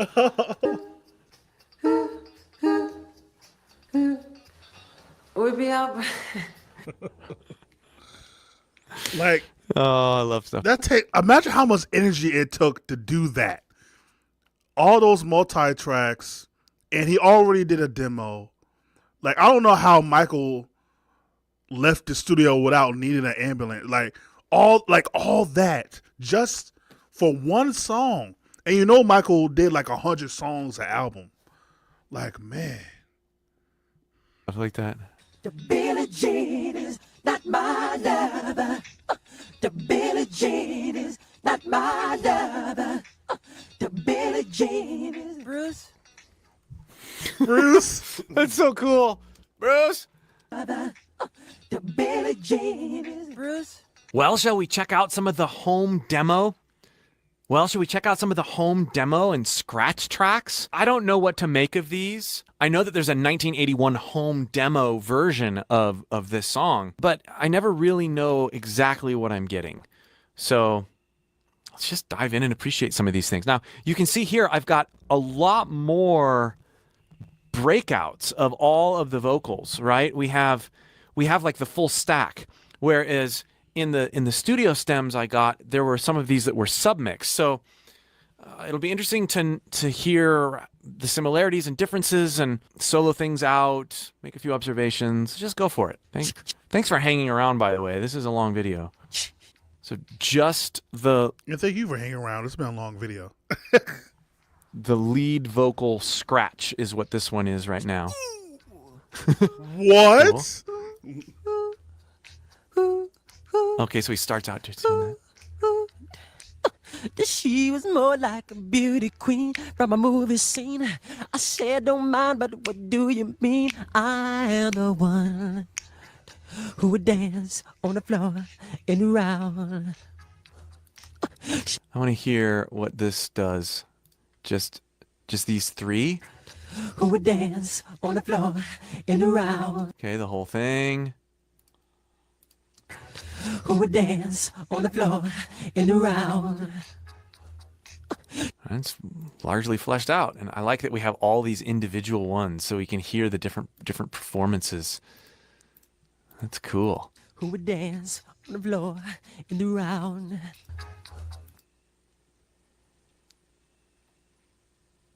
Who would dance on the floor and around. What about this one? Very breathy. Who would dance on the floor and around. It's like not even all there. It's cool. Who would dance on the floor and around. Very breathy. I am the one who would dance on the floor and around. Like the breaths are part of the music. Like, bruh. She told me her name was Billie Jean as she caused a scene. Then heavy hair turned with eyes to dream to be the one. So we know that these are all like fully multi-tracked out. That's neat. In the one who would dance on the floor and around. People always told me, be careful what you do, and don't go around breaking young girls' hearts. And mother always told me, be careful who you love. This will be interesting to hear. And I've got to stop it every once in a while just to make sure that we're not functioning as a replacement for the original, according to copyright law. And be careful what you do, cause the lie becomes the truth. Hey, the Billie Jean is not my lover. She's just a girl who claims that I am the one. But the kid, I'm excited to get into and hearing more of these in Billie detail. Jean is not my lover. So doubles. She's just a girl who claims that I am the one. Huh. Billie Jean is not my lover. She's just a girl who claims that I am the one. Oh, cool. But the kid is not my son. She says I am the one. But the kid is not my son. Part of what makes stacked vocals like this so compelling and fun to listen to is that each one is performed slightly differently. So you couldn't go in and just, okay, I'm going to sing it once and then I'm going to duplicate these tracks and pan them different places because you wouldn't have the variances in performance. The width that we hear here Billie Jean is not my lover. She just is because of the fact that we have all the different nuances in each performance that creates that width. Simply duplicating a digital track or putting different effects on one vocal performance isn't going to do it. This is why it's so cool sounding. kid is not my son. The variances between the two sides She says I'm the one. create the interest and the width. The kid is not my son. She says Doesn't finish it there in the scratch track? Kid is not my son. She says but the kid is not my son. What's also interesting here is that when you solo out this scratch track, you hear some of these other background vocals there. So clearly he's practicing or laying down this track, this scratch track, after he's laid down these. So he may have done a couple passes of the lead vocal and then went, okay, that's good enough. Let's go lay down these background vocals with the original lead vocal scratch. And then he's doing another scratch. He's practicing again with his background vocals in there to give him vibe. That's fun to hear. It's fun to hear that order of approach. Not my son. She says, but the kid is not my son. He's This. not my son. For 40 days and for 40 nights, I was in the right, but she didn't know what was going on all of the time. Something listening here? Oh, what was going on all of the It sounds like a chair. He didn't know what was going on all of the time. Would not be surprised if he was sitting down. No, I don't know. It sounds like a He chair. didn't know what was going on all of the time. Come we dance on the floor and around. So take Come to think of it, I don't hear like this normal stomping. Could he be sitting in a chair doing a scratch? He I might sit be down all sitting. the time to record, but it seems with how much his body gets involved. I mean, no wonder you hear the creaking, or maybe it's not a chair, and I don't know what I'm talking about. But fun to think about. He didn't know what was going on all of the time. Could be handling the mic Come we in some way. dance on the floor and around. Lots of people. Chris Cornell So- sang a lot of the Audio Slave vocals sitting down, like those blistering. Yeah, so it's not uncommon. Devin Townsend records a lot of his vocals sitting down. Take my strong advice. Just remember to always think twice. You can hear the mic proximity, like leaning back and forth from the mic here. Remember to always think twice. Do think twice. Say, Ooh, that was a neat articulation. say. She told me. That Wow. was different. Say, remember to always think twice. Pretty precise. Very, very vanilla to go with his extra soulful lead. Cause we dance on the floor and around. A lot of vibrato. Worried sounding. And then the smell of sweet perfume. This happened much too soon. She called me to her room. Hey, Wait. and she's not my lover. She's just a girl who claims that I am the one. You know me, the kid. I've always liked that about this song. When you listen to how much like pressure is built up on just a girl and then claims, the contrast there. Just a girl who claims that I am the You really hear in the background vocals here without the lead vocal supporting it, but I noticed that in the original studio mix too. Just a girl who claims that. Just a girl who claims that. I'm exaggerating it like crazy, right? But it's like this, you build this pressure. She's just a girl who claims that I am the one. And then are intentionally light in how you approach that. In other words, we're not going, just a girl who claims that I am the one. I mean, that's a totally different song. Totally different song in isolation. She's just a girl who claims that I am the one. Girl claims. It's not that much difference between those notes. Fourth. Claims that And here, not my lover. okay, he's in head voice the whole time. She's just a girl who claims that I am the one. So you don't hear that contrast there. Not my lover. She's just a girl who claims that I Head voice all the way there. not my lover. Head voice.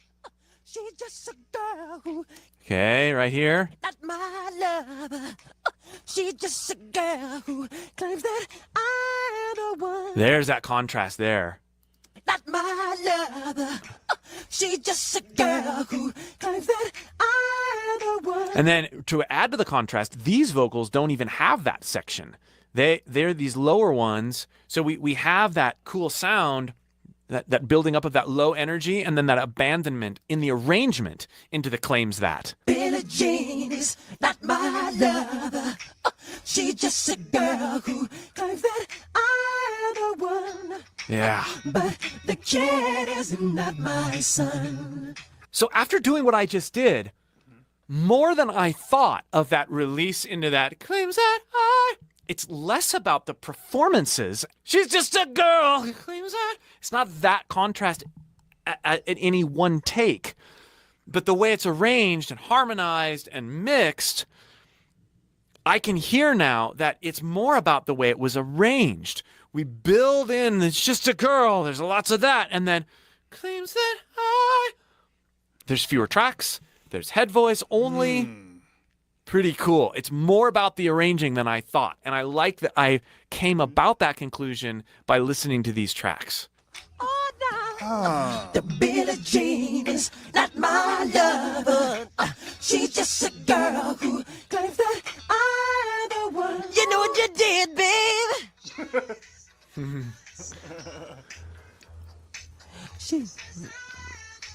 You know me. That was cool. Listen to this. Again, I'm going to turn that up.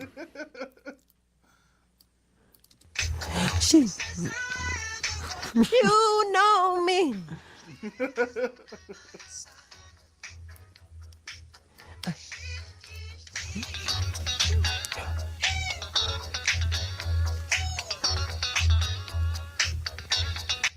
Jump, jump. Ooh, ooh, ooh. Cool. She says I am the one, but the kid is not my son. No, no, no, no, no, no, no, no. The Billie Jean is not my lover. She's just a girl who. Oh, like how does he do that? Hold on. That love, like that just that. Hold on. Jump, jump. Ooh, ooh, ooh. Cool. She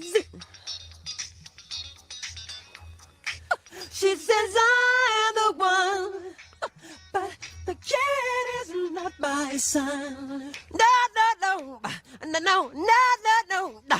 The Billie Jean is not my lover.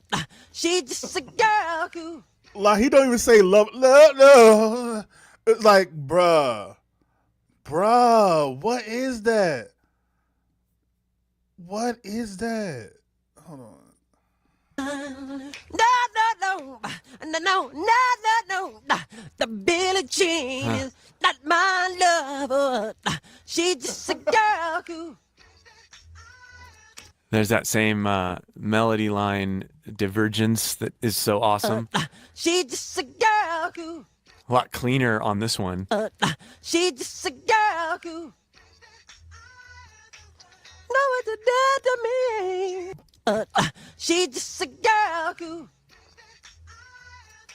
You know what you did to me, baby. Kind of neat. No, no, no, no, no, no. False start. No, no, no, no.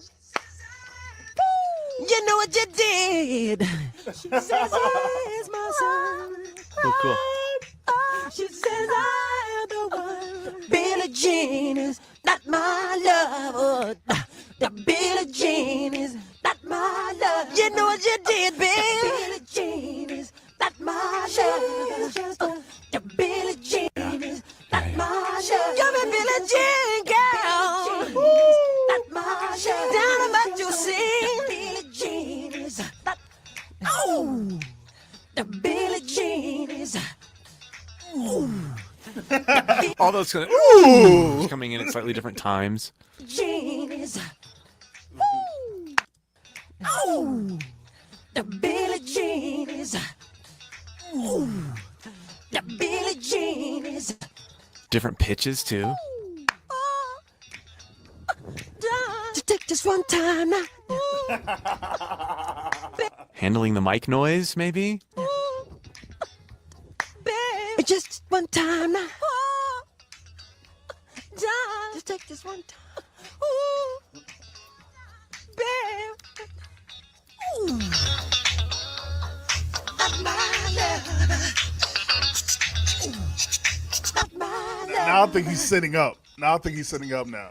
For the fade, right? These are all for the fade. Billie Jean is not my love. The Billie Jean is not my love. The Billie Jean is not my lover. The Billie Jean is, the Billie Jean is, the Billie Jean is not my lover. The Billie Jean. Oh, all that variance and width and tonal characteristics. Billie Jean is not my lover. The Billie Jean is. Ooh. The Billie. That's fun. Ooh. The. Ooh. Remember that warm-up thing I was talking about? That's another just sort of playful way that you would warm up, you like use in your warm-ups. And then he's putting that playfulness into his vocal performance. And he does that in lots of ways. This is a more obvious way, but he's doing it constantly, honestly. He's so playful with his voice, more precise at sometimes than others, but evidence that he can put this in a track. Jean is. Ooh. The Billie Jean is. Ooh. The Billie Jean. Right? All those little, like, it's part of the vocal experience. When you are a vocalist, letting weird sounds come out in the midst of what you're doing, and those weird sounds leading to cool vocalizations that are singing, the lines start blurring a lot between singing, weird noises, speaking. They all sort of become one thing. And that's when you become a great vocalist. Michael Jackson has fused those things so perfectly. Jean is. Ooh. The Billie Jean is. Ooh. The Billie Jean is not my lover. The Billie Jean is not my lover. The Billie Jean is. Jean is. Cool. The Billie Jean is. Huh? Yeah. Yeah. Uh-huh. The Billie Jean. Clearing of the throat. The Billie Jean is not my lover. The Billie Jean is not my lover. The Billie Jean is. Bruce? I want to hear something. What's up? Billie Jean is. Bruce? Now that Bruce is the same Bruce that we had in our, quote, studio files as was in the demo files. That's why I was saying I never really know what I'm getting. There's clearly things in the lead vocal from the studio files that, like, they're different than what I got in the demo scratch track. I would appreciate in the comments if you know more about, and you've heard lore or neat stories about the ways that that the demo and the full studio recording came together. I'd love to hear those stories. Thank you so much for being here with me, for going through this very long video, for enjoying these tracks, for bearing with me as I experiment with my own voice. Again, if you'd like more help diving into your own voice, click that link below and join my free voice course. We'll see you for more. All right. Oh, man. I just can't get over how much of a cheat code Michael was able to find a way to inhale, exhale, like find the spaces, filler between the lyrics, and like just do all these different things that you shouldn't be able to do. Right? Like just like everything. Like everything is part of the music. Every little sound, every little tick, every like how. Yeah, I wanted to get to these comments because I was thinking the same thing. Like I'm exhausted now, just listening to "I'm Exhausted." Like, ow, oop, ah, hey, like, bro, I don't understand how Michael was able to, how he didn't need an oxygen tank. Like that sounds so exhausting. Just to do one track, it's amazing to me. Like he put his whole body, from foot stomping, clapping, like everything. Like he put his whole body into his performances. It's literally like 5 different voices in one body. Like it really is. And I think what's funny is, I think naturally he loved the higher pitch tones. And when he got older, he like, I can't. I gotta switch it up. Um, I think naturally he wanted to sing high and falsetto a lot. I think just naturally that's just what he loved to do, and he had to figure a way around that once he got older. But yeah, I was gonna bring this too. I think I like the demo lyrics a little bit. It's a little bit altered. I think I like that a little bit more than the actual studio version.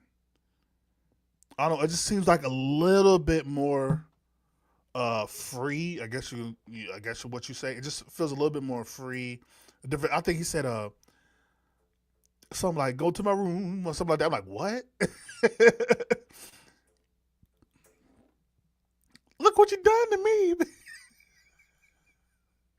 Michael is a trip. Like he did this whole song because some girl was trying to put a baby on him, bruh. Like I respect that. Like, ooh. Oh, that's funny. Have you seen talking about Stevie Wonder real quick?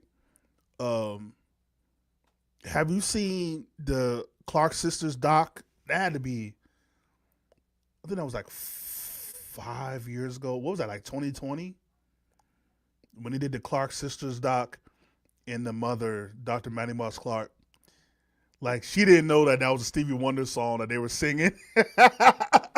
Like, Twinkie had to slide that in. Like, you're like, oh, she ain't gonna know. She ain't gonna know. Like, she too much in the church. She don't know about that. That's so funny to me. Oh, like, I'm legit exhausted. Like, Michael, how did you do that?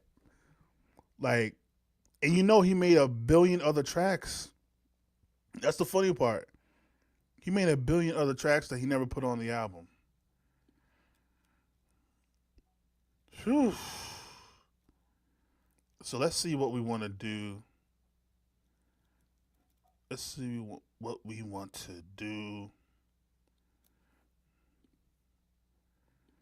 I'm not gonna lie. Like, not having, it's something about not having any noise that makes me feel weird. Like, I need some white noise or something right now. Yeah, this is like bothering me.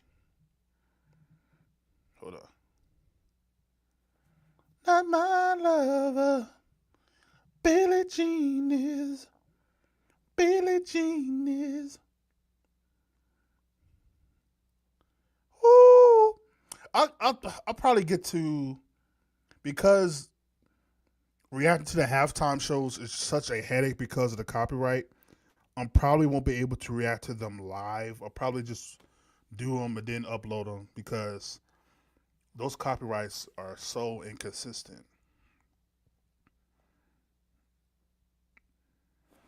All right, so let's see. What do we want to do? Someone said, let's do Thriller.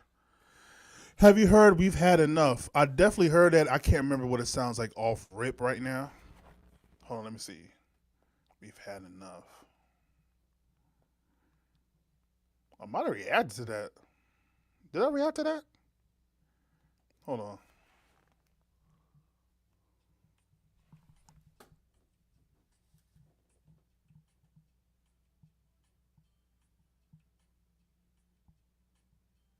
Oh, yeah.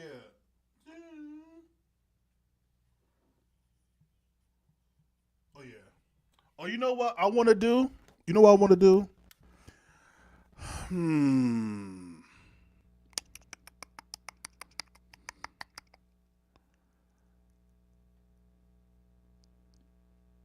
I'll probably have like another hour.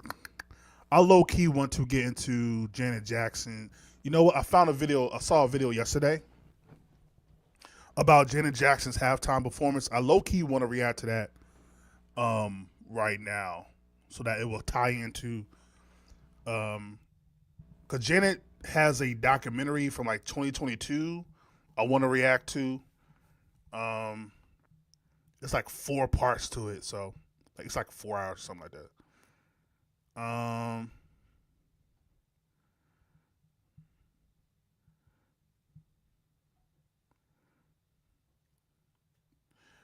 Would you? Let's see. Love if you could do a documentary on Latoya from the channel that detail called this one Latoya, but it's like, I don't know. Add that to the list. Y'all should see like my playlist of all the videos I have to react to. It's ridiculous. I'm added to the list. Latoya, poor Latoya. I'm not gonna lie to you. I thought Latoya was I thought she was bought off for the longest time because she talked so bad about Michael. I didn't realize how much torture she was in because of the marriage she was in and everything like that. I feel so bad for Latoya. And Latoya, she has some songs. She had some songs. It didn't go off the ground. It didn't get off the ground, but she had some songs though. That whole family low key, like Randy, like we could really do a deep dive on like almost everybody. Randy had some songs. Jackie had a song here and there. Marlon, like everybody tried to go solo, but it just Janet and Michael were the ones to make it happen. See also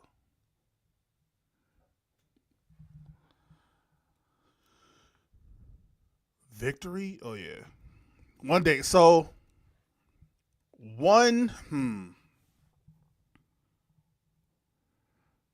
maybe next weekend. I had an idea. I want to say late last year where I wanted to react to Michael Jackson's tours from Victory to Bad to Dangerous to History. But not me really reacting to it, but more of me acting like I'm actually at the concert. So like putting on, my best fit, whatever, we all act like we're actually at the concert. So I'm not really giving much commentary. We're just enjoying the watch along. So, or enjoying the tour. So I want to say sometime this upcoming week, I want to do that for the Victory Tour, Bad Tour, History Tour, Dangerous Tour. Just got to figure out, some things there. Send it, yeah. I keep calling her Rebby. Centipede, which Michael wrote. That's an intriguing song.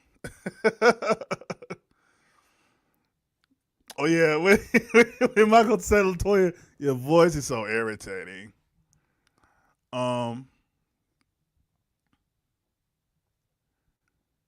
You know you can't not my lover, 'cause you're a city girl. Like yo, Michael was going off on Billie Jean. Like he have to go off on Billie like that, bro. Okay, what we want to do?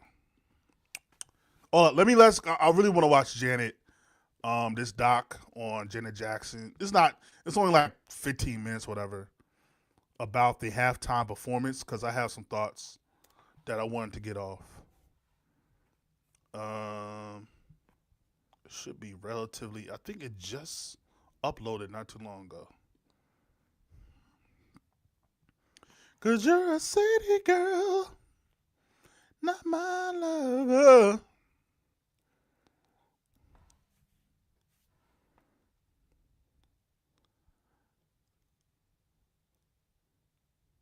Damn. Okay, now I gotta go to my actual playlist. Every time I try to search for something, I can't ever find it. Let me go to my playlist. You know you can't, 'cause you're a city girl. Billie Jean is a Billie Jean is.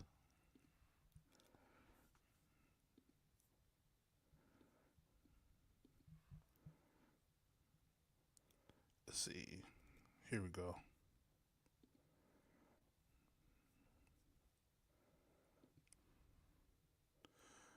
All right, shout out to this channel. So, I don't think y'all can hear that.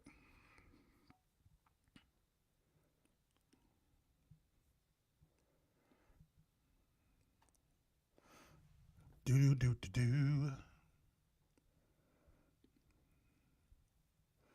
All right, here we go.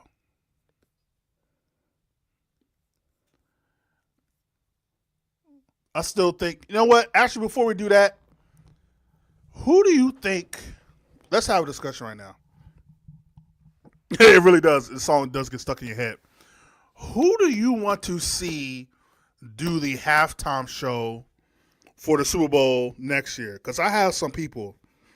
I wrote a list yesterday. I'm like, okay, next year, who could we realistically get, or who could we get for next year's halftime Super Bowl performance?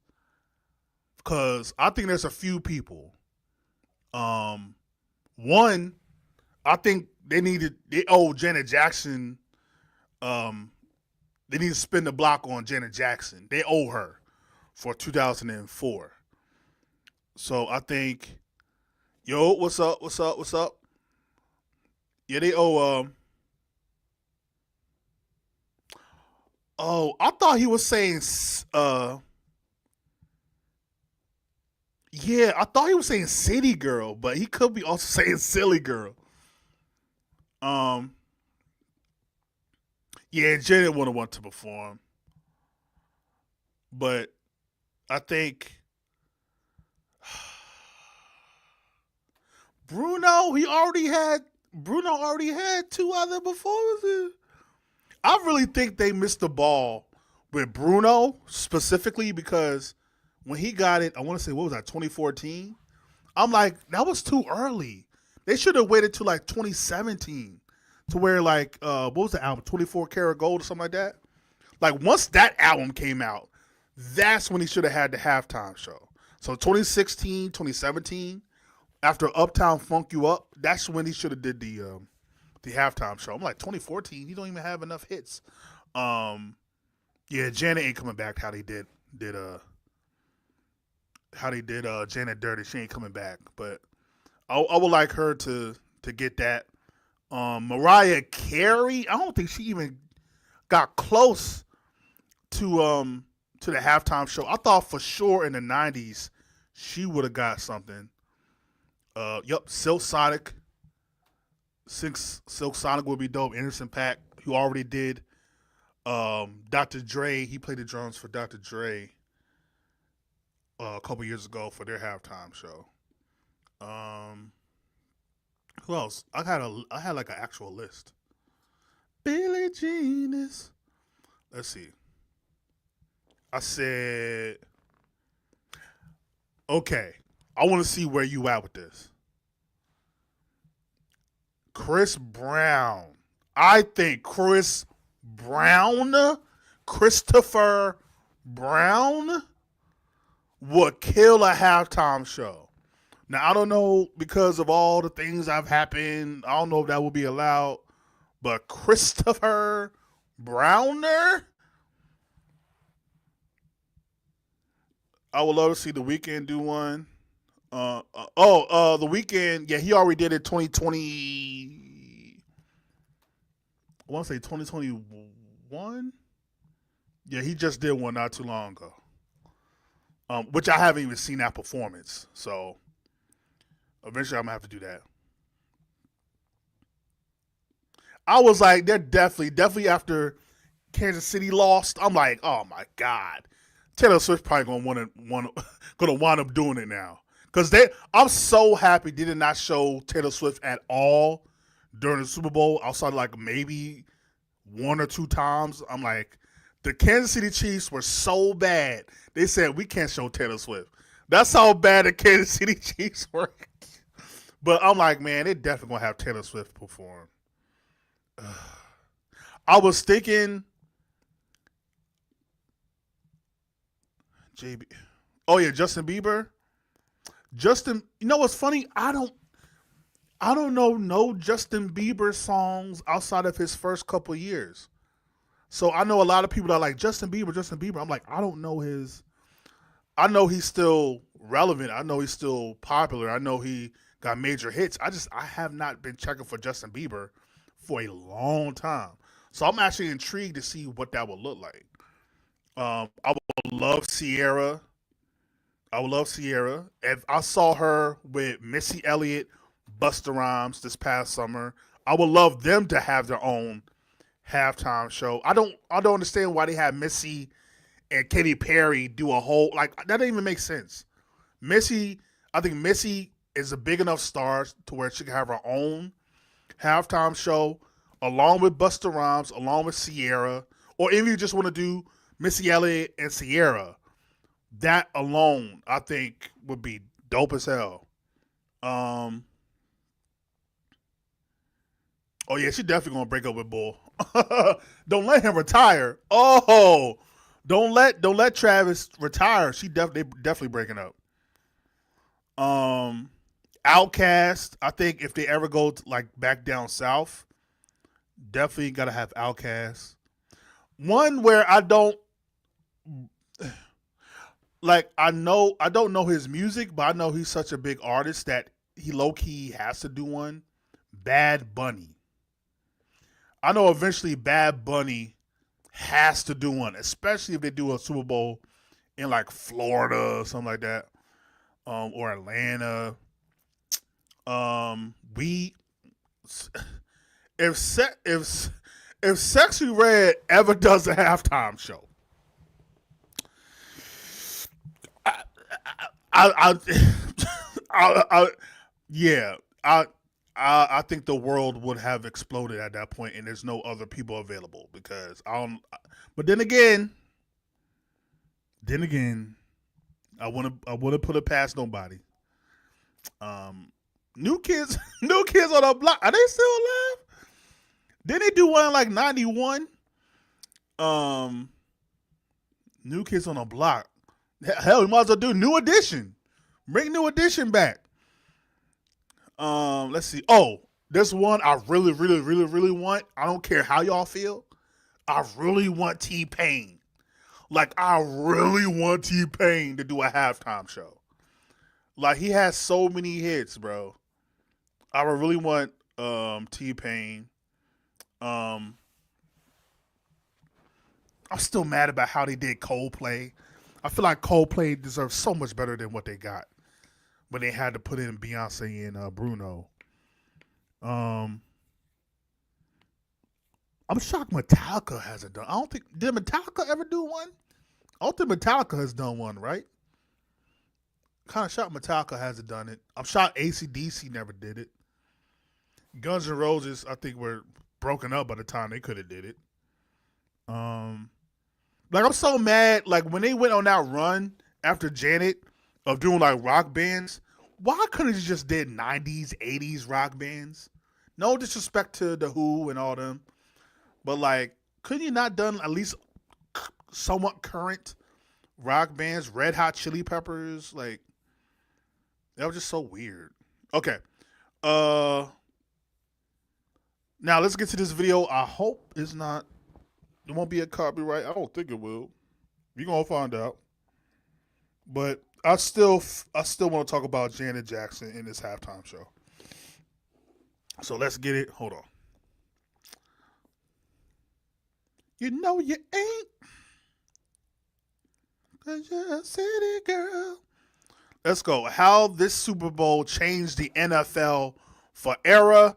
I think this is an interesting video. Let's go. It's 2004, and the Patriots are up by 4 against the Panthers heading into halftime of Super Bowl 38. Jessica Simpson, she steps on the stage and announces the halftime show.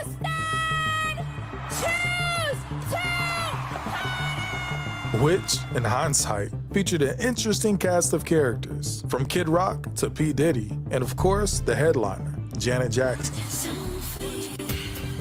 In the final moments of the show, Justin Timberlake joined Janet Jackson on stage to perform his hit single, Rock Your Body. As the song approached its climactic final line, Justin Timberlake moves close to Janet Jackson to prepare for the final line. And then, this happens.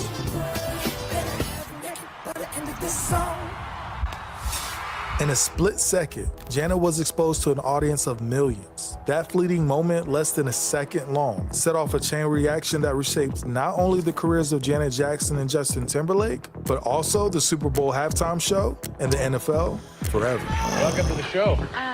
Now that's almost malfunctioning, isn't it? 89 million viewers watch. Janet Jackson's R-rated Super Bowl stunt has now sparked a federal investigation. The exposure of Janet Jackson's breast. Janet Jackson. I am really sorry. She is taking the complete fall for this. But first of all, I have to ask you, was it planned, Janet? Guys, Super Bowl 59 is literally right around the corner, and it's the perfect time to get in on the action. So, I've teamed up with DraftKings Sportsbook, an official partner of the NFL. I find it weird. There's no disrespect to whoever this is. I do find it weird how every channel and every sports every sport now is trying to make everyone gamblers. I just find that to be very intriguing.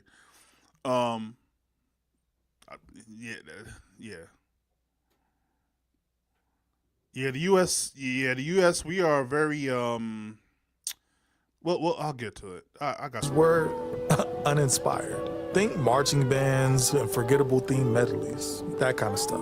The halftime shows were not much at Super Bowls. What happened was that they got challenged in 1992 by In Living Color. Damn and right. They said, during the halftime show, switch over from CBS to In Living Color and watch us on the halftime show. J-Lo and then somewhere come in back there. and you can tune back into the game.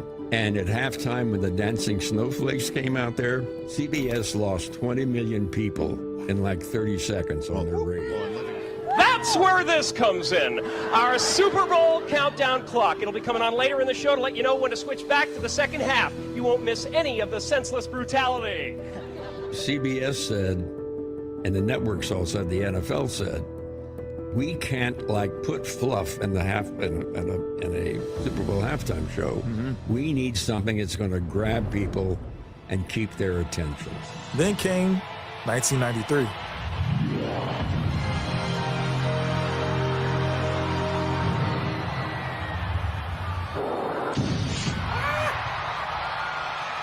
Michael Jackson, the king of pop, delivered a performance that changed literally everything.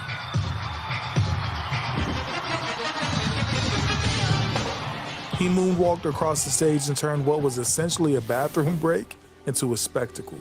For the first time, the halftime show was must-see TV. The halftime performance actually beat out the rating of the game, which had never happened before. It was an extraordinary success. But see, the NFL didn't immediately capitalize on this moment. The following years featured some pretty underwhelming acts. A country medley with Clint Black and Tanya Tucker, a Motown tribute with Boyz II Men and Queen Latifah, and nostalgia-driven performances from the acts of Patti LaBelle and Toni Braxton.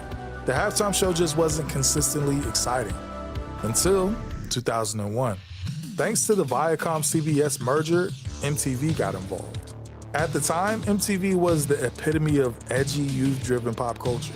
I found out to be weird. Like, you have Michael Jackson, and after Michael Jackson, they just said, we're just going to go right back to just doing weird mashups. Like, you could have had Boyz II Men, Mariah Carey one year. You could have did Stevie Wonder, who has always been a name. Like, I just find it weird how they chose to do what they did. Like, it's just so weird to me. Like, I don't understand who was in charge of that or behind that, but it's just so weird.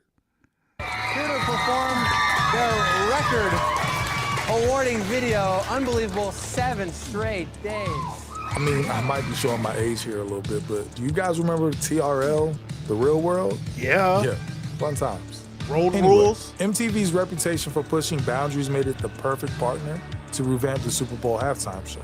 That year's halftime show was a game changer. Don't make the video, make the tour, make the halftime show.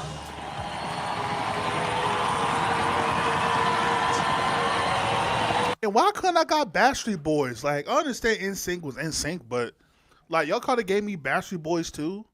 I feel like is it me, or I feel like everybody was pushing NSYNC, and Backstreet Boys wasn't getting the love that it deserved. Am I the only one? I feel like everything was just NSYNC. Like, what about Backstreet Boys? They just as popular. That might just be me, though, because I was very heavy into Backstreet Boys. I don't know. But then again, I feel like there was a certain entity that was really behind Justin, which might explain some things. But we're going to talk about it.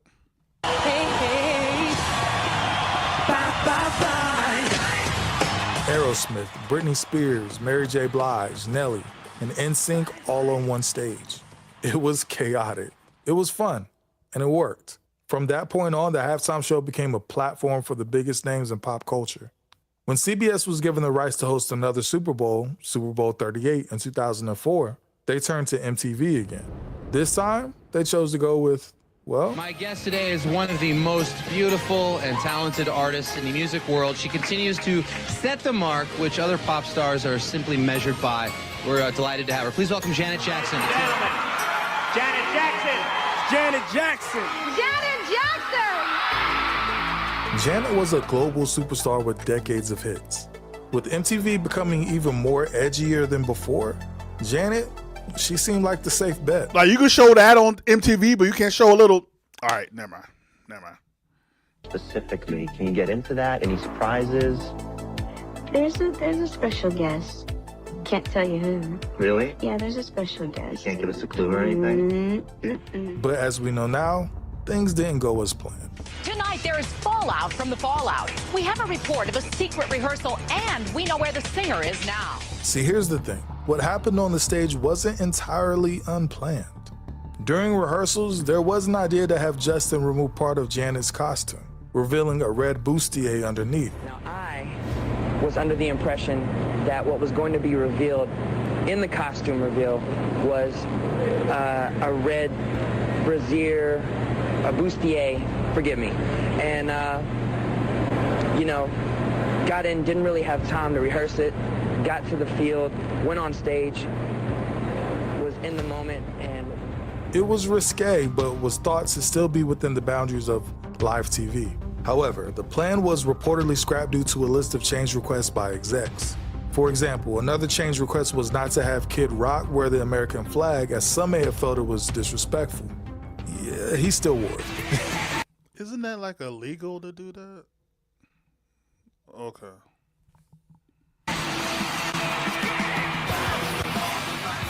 But getting back to Janet, somewhere between rehearsals... I'm not gonna lie, I was a major Kid Rock fan.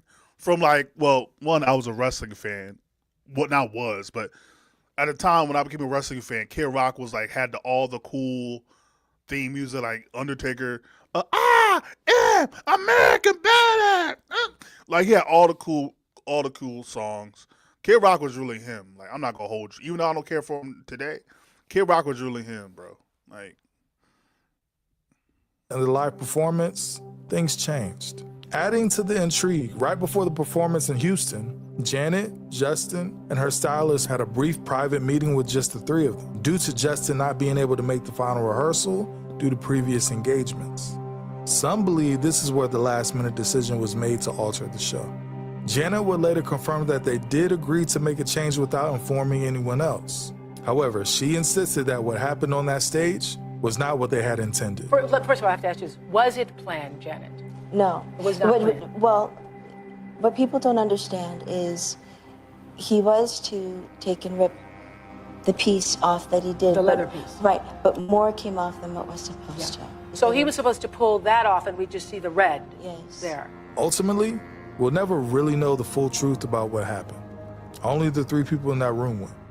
The wardrobe malfunction, as it would come to be known as, lasted less than a second, but it was long enough to cause an uproar.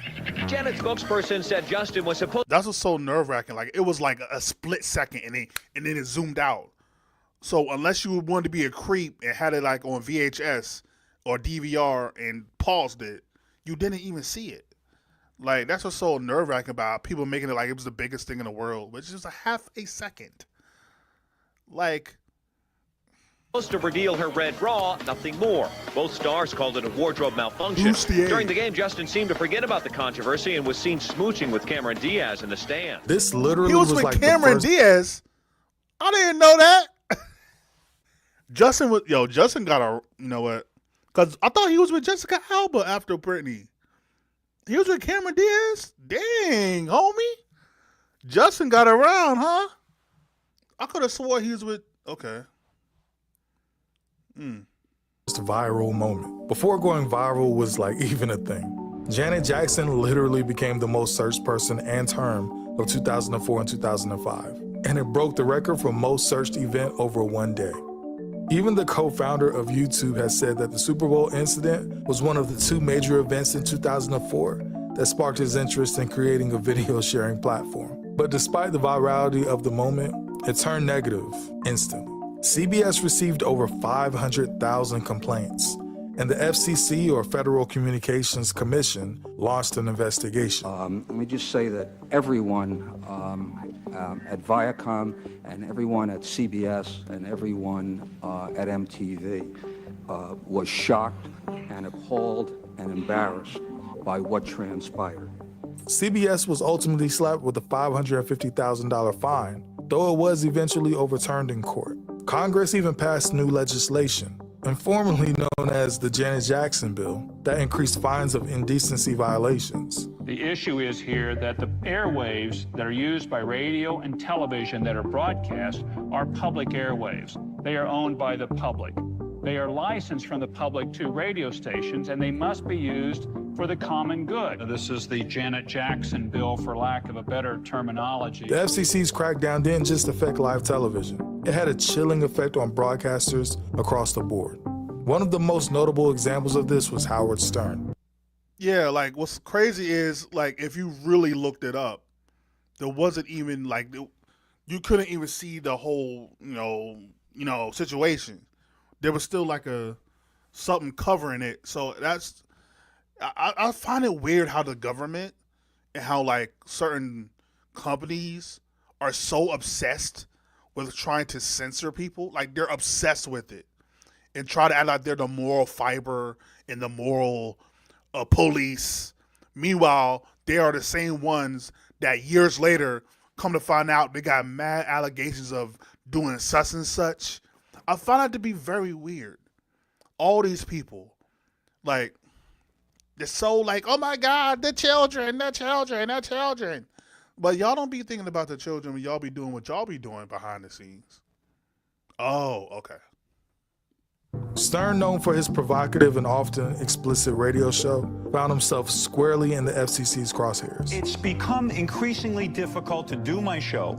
The same show I did a year ago, the government will fine me for it. I have millions of dollars of fines against me. Following the Super Bowl incident, regulators intensified their scrutiny of indecent content. Clear Channel Communications, which aired Stern's show, faced a record of a $1.7 million fine and ultimately dropped him from their stations. Executives at Clear Channel Communications have made it crystal clear to radio personality Howard Stern that they will not tolerate raunchy content on the airwaves, pulling the Shock Jock show from 6 cities. This crackdown was one of the key factors that pushed Stern to leave terrestrial radio altogether and move towards satellite, a platform not subject to FCC regulations. It was a seismic shift in the broadcasting world, and it all traced back to that fateful halftime show.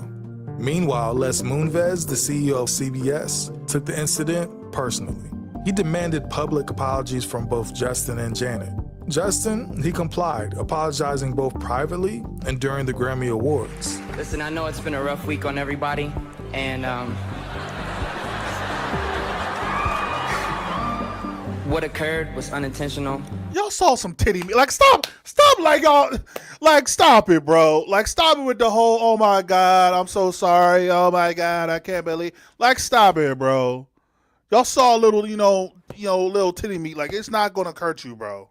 Like, stop it. If she had a baby right beside her, like, it would have been fine, bro. Like, y'all gotta stop with this whole, oh my God, I can't believe it, bro. Like, Prince used to walk around with assless chaps. Like, what are we talking about? We've been exposed before. Like, why are y'all being so dramatic, bro? I can't stand Justin's face right now. Like, ugh. completely regrettable, and I apologize if you guys are offended. Janet, however, refused to issue a personal apology to Moonves. That decision came with consequences. Is this fair that Justin Timberlake gets to perform at the Grammys, Janet Jackson doesn't? Absolutely not. He's invited to perform. She will not even be in the building. She is not invited. Janet will be uninvited from the Grammys and was blacklisted from Viacom-owned networks and radio stations, a move that severely impacted her career. Like, back then there was no streaming, there was no Spotify, there was no YouTube. Radio was king. Without radio, your career, it was a tough time. Her albums received... It's almost like it was almost done on purpose. Okay, I'm getting too much of a conspiratorial, if that's a word. But the way this was all done, it's almost like this was done on purpose. But I don't know. Received little promotion, and she became the scapegoat for the entire incident. Janet would eventually apologize, but later would say she regretted it because ultimately it was a mistake in her eyes, nothing intentional. My decision to change the Super Bowl performance was actually made after the final rehearsal. MTV, CBS, the NFL had no knowledge of this whatsoever, and unfortunately, the whole thing went wrong in the end. I am really sorry if I offended anyone. That was truly not my intention. Justin, on the other hand, emerged largely unscathed. His solo career thrived, and he was even invited back to perform at the Super Bowl halftime show in 2018.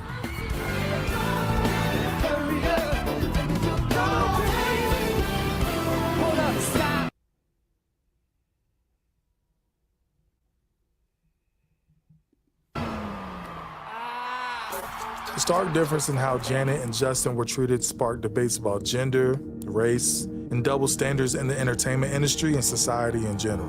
Because let's be honest, Janet Jackson, she wasn't the one who ripped the clothing off, was she? Thank you. So, what was the NFL's reaction to all of this? As soon as I started looking at the halftime show, I felt like I was kicked in the stomach. We certainly did not Stop it. Yo. And retain or assert sufficient control over the final character, content, lyrics, choreography, and other critical elements of the show, and for that we take responsibility. Well, the NFL was desperate to avoid another controversy. Their solution? Play it safe. So, for the next several years, the league booked classic rock and nostalgia acts. Paul McCartney, the Rolling Stones, Prince, Tom Petty, Bruce Springsteen. These performances, some were solid, but the majority of them lacked. Mind you, with a few years later, we will have NFL players that will commit suicide due to CTE. They didn't take that as serious as they taken this. That's the crazy part. You had actual RP Junior Seau. You had actual NFL players that were dying from injuries, from all kinds of things, from the actual sport, and they weren't taking it as serious as they took this whole Janet Jackson fiasco. Like, you saw a breast, like, it's not that big of a deal. We all got them. Like, what do you, like, I don't understand, like, stop it, bro. The excitement and cultural relevance of the current era of music. It wasn't until recently the halftime show returned to its pop roots. Thanks in part to Jay-Z's involvement in curating performances, we've seen artists like Beyonce, Shakira, The Weeknd, and Rihanna bring the halftime show back into the cultural zeitgeist. But even today, the 2004 halftime show impact can still be felt. I guess looking back, the wardrobe malfunction was about more than just a split-second mishap. It became a flashpoint for broader conversations about media, morality, and power dynamics. The incident also exposed behind-the-scenes power plays of figures like Les Moonves, who later resigned from CBS CEO amid allegations of sexual misconduct. CBS chairman and CEO. What I say?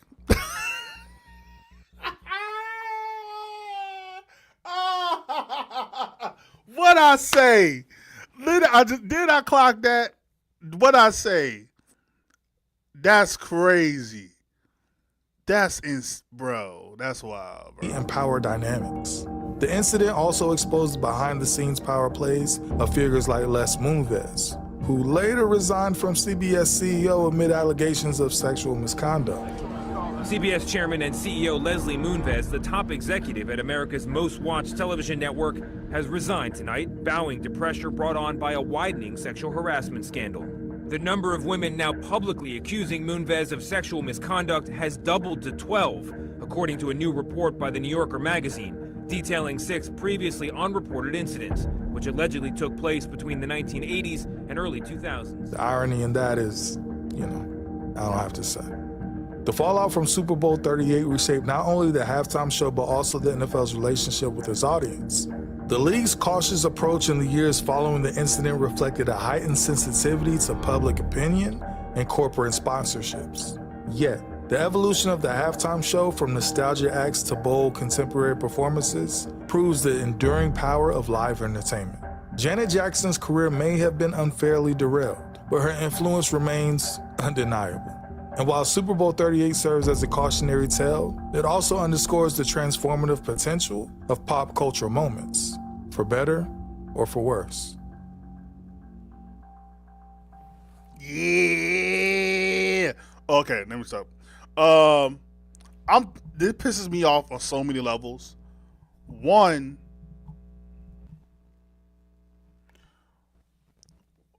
first of all, let me go full screen. Jumbotron. First of all, Janet wouldn't even done the wardrobe thing if it wasn't for Justin. Because the song says, I'm going to take your clothes off at the end of this song. So Janet probably in her mind was like, well, it doesn't make sense for us to do that and not do anything regarding that lyric. So if Justin doesn't do the halftime show with her, this doesn't even happen. So I'm pissed off at that, one. Two, I'm still trying to figure out what was this entity that was behind Justin that had to keep getting Justin on at the halftime show. What is that? Like, I'm not understanding what. I understand Janet and Justin were friends. I get it. But I just understand, Janet's halftime show ended with a Justin song. You know how crazy that is? Janet's halftime show ended with a Justin Timberlake song. So again, I don't know what evil forces were working or what if someone got into Janet's head, but I really want to know how she was convinced or if she was forced to put Justin on stage. Because I'm like, why? He just did the halftime show 2 years ago. What? So that's insane to me. And then the ripple effect of not only blaming Janet for the whole situation because she's a woman and she's black. So she's a black woman. So, at the end of the day, it wasn't going to work out. No matter what happened, they was going to blame her. Two, because MTV was involved, they had a hidden disgruntlement with Michael. Hence, a year prior, they did a fake award and gave a fake award to Michael. They made fun of it a year later. So you have that. Then you have the NFL. And it's the worst thing that's ever happened. While you've actually had men lose legs, go be quadriplegic, lose the ability to walk, lost their lives because of CTE. Yet they want to act like Janet is the worst thing that ever happened. Then you have the corporations using this one moment to be like, yeah, we need to censor everyone and everything.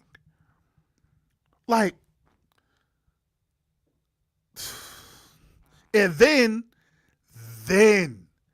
after it, they say, you know what?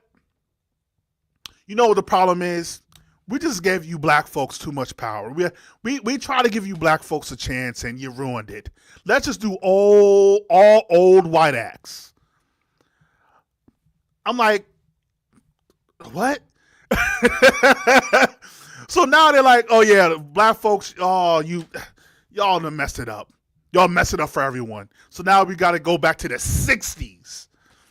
And like, bro, that's crazy, bro. Shout out to my Eagles though. But no, that's crazy though. Yeah, I really wish. That's why probably within the next couple of days I'm gonna watch Janet Jackson's documentary. Like, I really want to know, why did you have Justin up there? Why? I get it's your friend, but why? And the fact that Justin not one time stood up for his friend, not one time tried to take the bullet for her because he had a career that he was trying to elevate. Which makes sense because didn't he treat Britney the same way?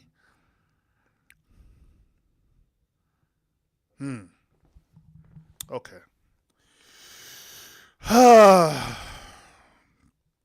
That's crazy. All right.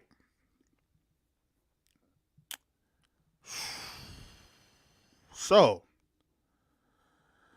I think I still want to. The goal is to rank the halftime shows. I want to do that tomorrow. So, I think we're going to take a break. I'm not sure if I'm going to go live. But I got to take a break. I got some other things I got to take care of. But sometime today you will get... Oh! Should I do that live? Okay. All right. So there's 2 videos I want to do by tomorrow. One is Michael Jackson's top 10 musical performances. That's one. 2 is all the times Michael Jackson was snubbed. I want to go live. The performance one is tricky because I got to figure out what's going to be copywritten or not. But I definitely want to do Michael Jackson. How many times was he snubbed by the Grammys? I'm probably going to do that video live. Do the Michael Jackson top 10 performances. Finish up doing the halftime show reactions. I'll probably do that today. It probably won't be live. Also rank the halftime performances. That's probably going to be tomorrow. So we just stay tuned. What I'm saying is, make sure your notifications are on. Stay tuned. You're going to get a lot of content within the next 24 to 48 hours. Like, there's a lot that's going to go down. So look out for that. I'm gonna try to let you know if I am gonna go live. I'm gonna try to warn you. Maybe do a quick video letting you know. Also, gotta try to learn how to go live on Patreon. I haven't learned how to do that yet, so I'm probably gonna wind up experimenting with that today just to see if there's how to do that. But yeah, today was fun. We completely went off the rails to what I was planning to do, but that's what's dope. That I want y'all to have a voice, and I want y'all to be able to. Because at the end of the day, I'm really doing this for y'all. Like, it's not really for me. Like, I really this channel really is for y'all. So whatever y'all like. Yep, choosing only. The funny part is, choosing only 10 performances, and I was able to narrow it down to 10. I actually did that at work yesterday. When I was, supposed to be doing work while watching the parade.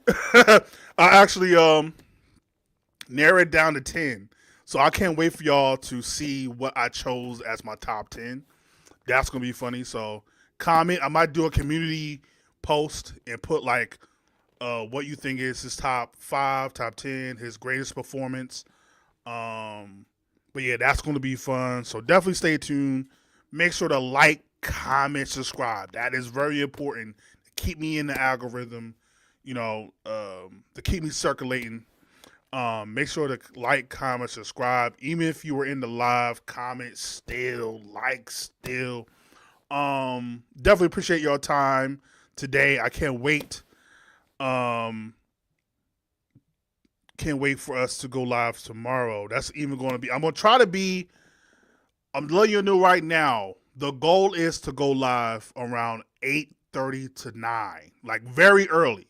So if you're not if East Coast time. So if you're not an early morning person, I don't know what to tell you. But I'm going to try to go live early in the morning around like 8:30, 9:30 at the latest. Because we got a lot to cover and a lot to do. So yeah. Yeah, that's why it's so difficult, right? Because there's so many great performances by Michael, but I think my top 5, I think is kind of 12:22 a.m. What? That's crazy. Shout out to where you from? That's crazy. Shout out to everybody. Shout out to everybody in the U.S., outside the U.S., across the pond. Shout out to all y'all. That's what makes it so dope, is that you get to interact with so many people all across the world. Oh, also, I'm probably going to make this a community post. Just stay tuned, please. What's your favorite MJ channels? I have a few. There's MJ Fangirl. There's Hannah Savage. I want to say Hannah Savage. There's this guy, King something. Like, he does full breakdowns of music videos by Michael. What is your favorite Michael Jackson channels? I also want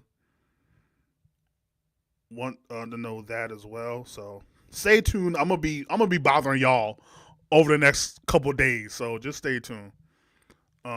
India, shout out to India. NYC, what up, NYC? Oh, that's so dope. That's fire.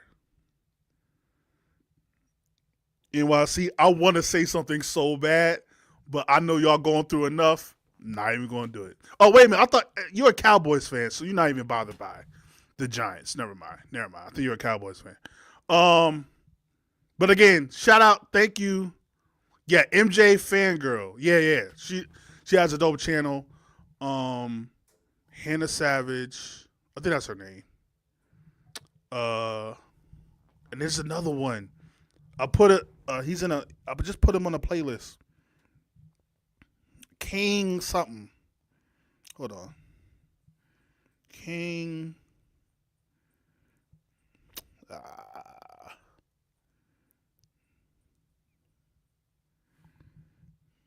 Oh, I'm under the wrong. No wonder I can't find it. Oh, you're an Eagles fan. Get out of here. Oh, I know you was lit. Yesterday was fire. They were cussing and everything. The Eagles, my Eagles had those sensors going crazy. Man, they were cussing every other word, bro. I know they were stressed. Oh my God. Shout out to my Eagles, man. Brazil. Shout out to Brazil. That's dope. I'm telling you, man. Music, I think sports and music are the two things that brings people together, no matter what you look like, what your religion is. I just saved him too. What's my man name? It's King something. Oh, eventually we're gonna do a reaction to it. So King K. Don't worry about it. Anyway. Like, this is United Nations up in here. Okay. All right, again, thank you for your time. It was fun. I can't wait to see what we do tomorrow. Poland? What? Nah, y'all got to, that is crazy. Wow. That's crazy. That's fire. Okay. Yeah, we're going to have fun. I'll just say stay tuned. I might pop up later today. So just stay tuned because we got a lot to do over the next couple of days. Like, comment, subscribe, share, all the things are the things. Ain't got to go home. Do got to get this step in. Peace.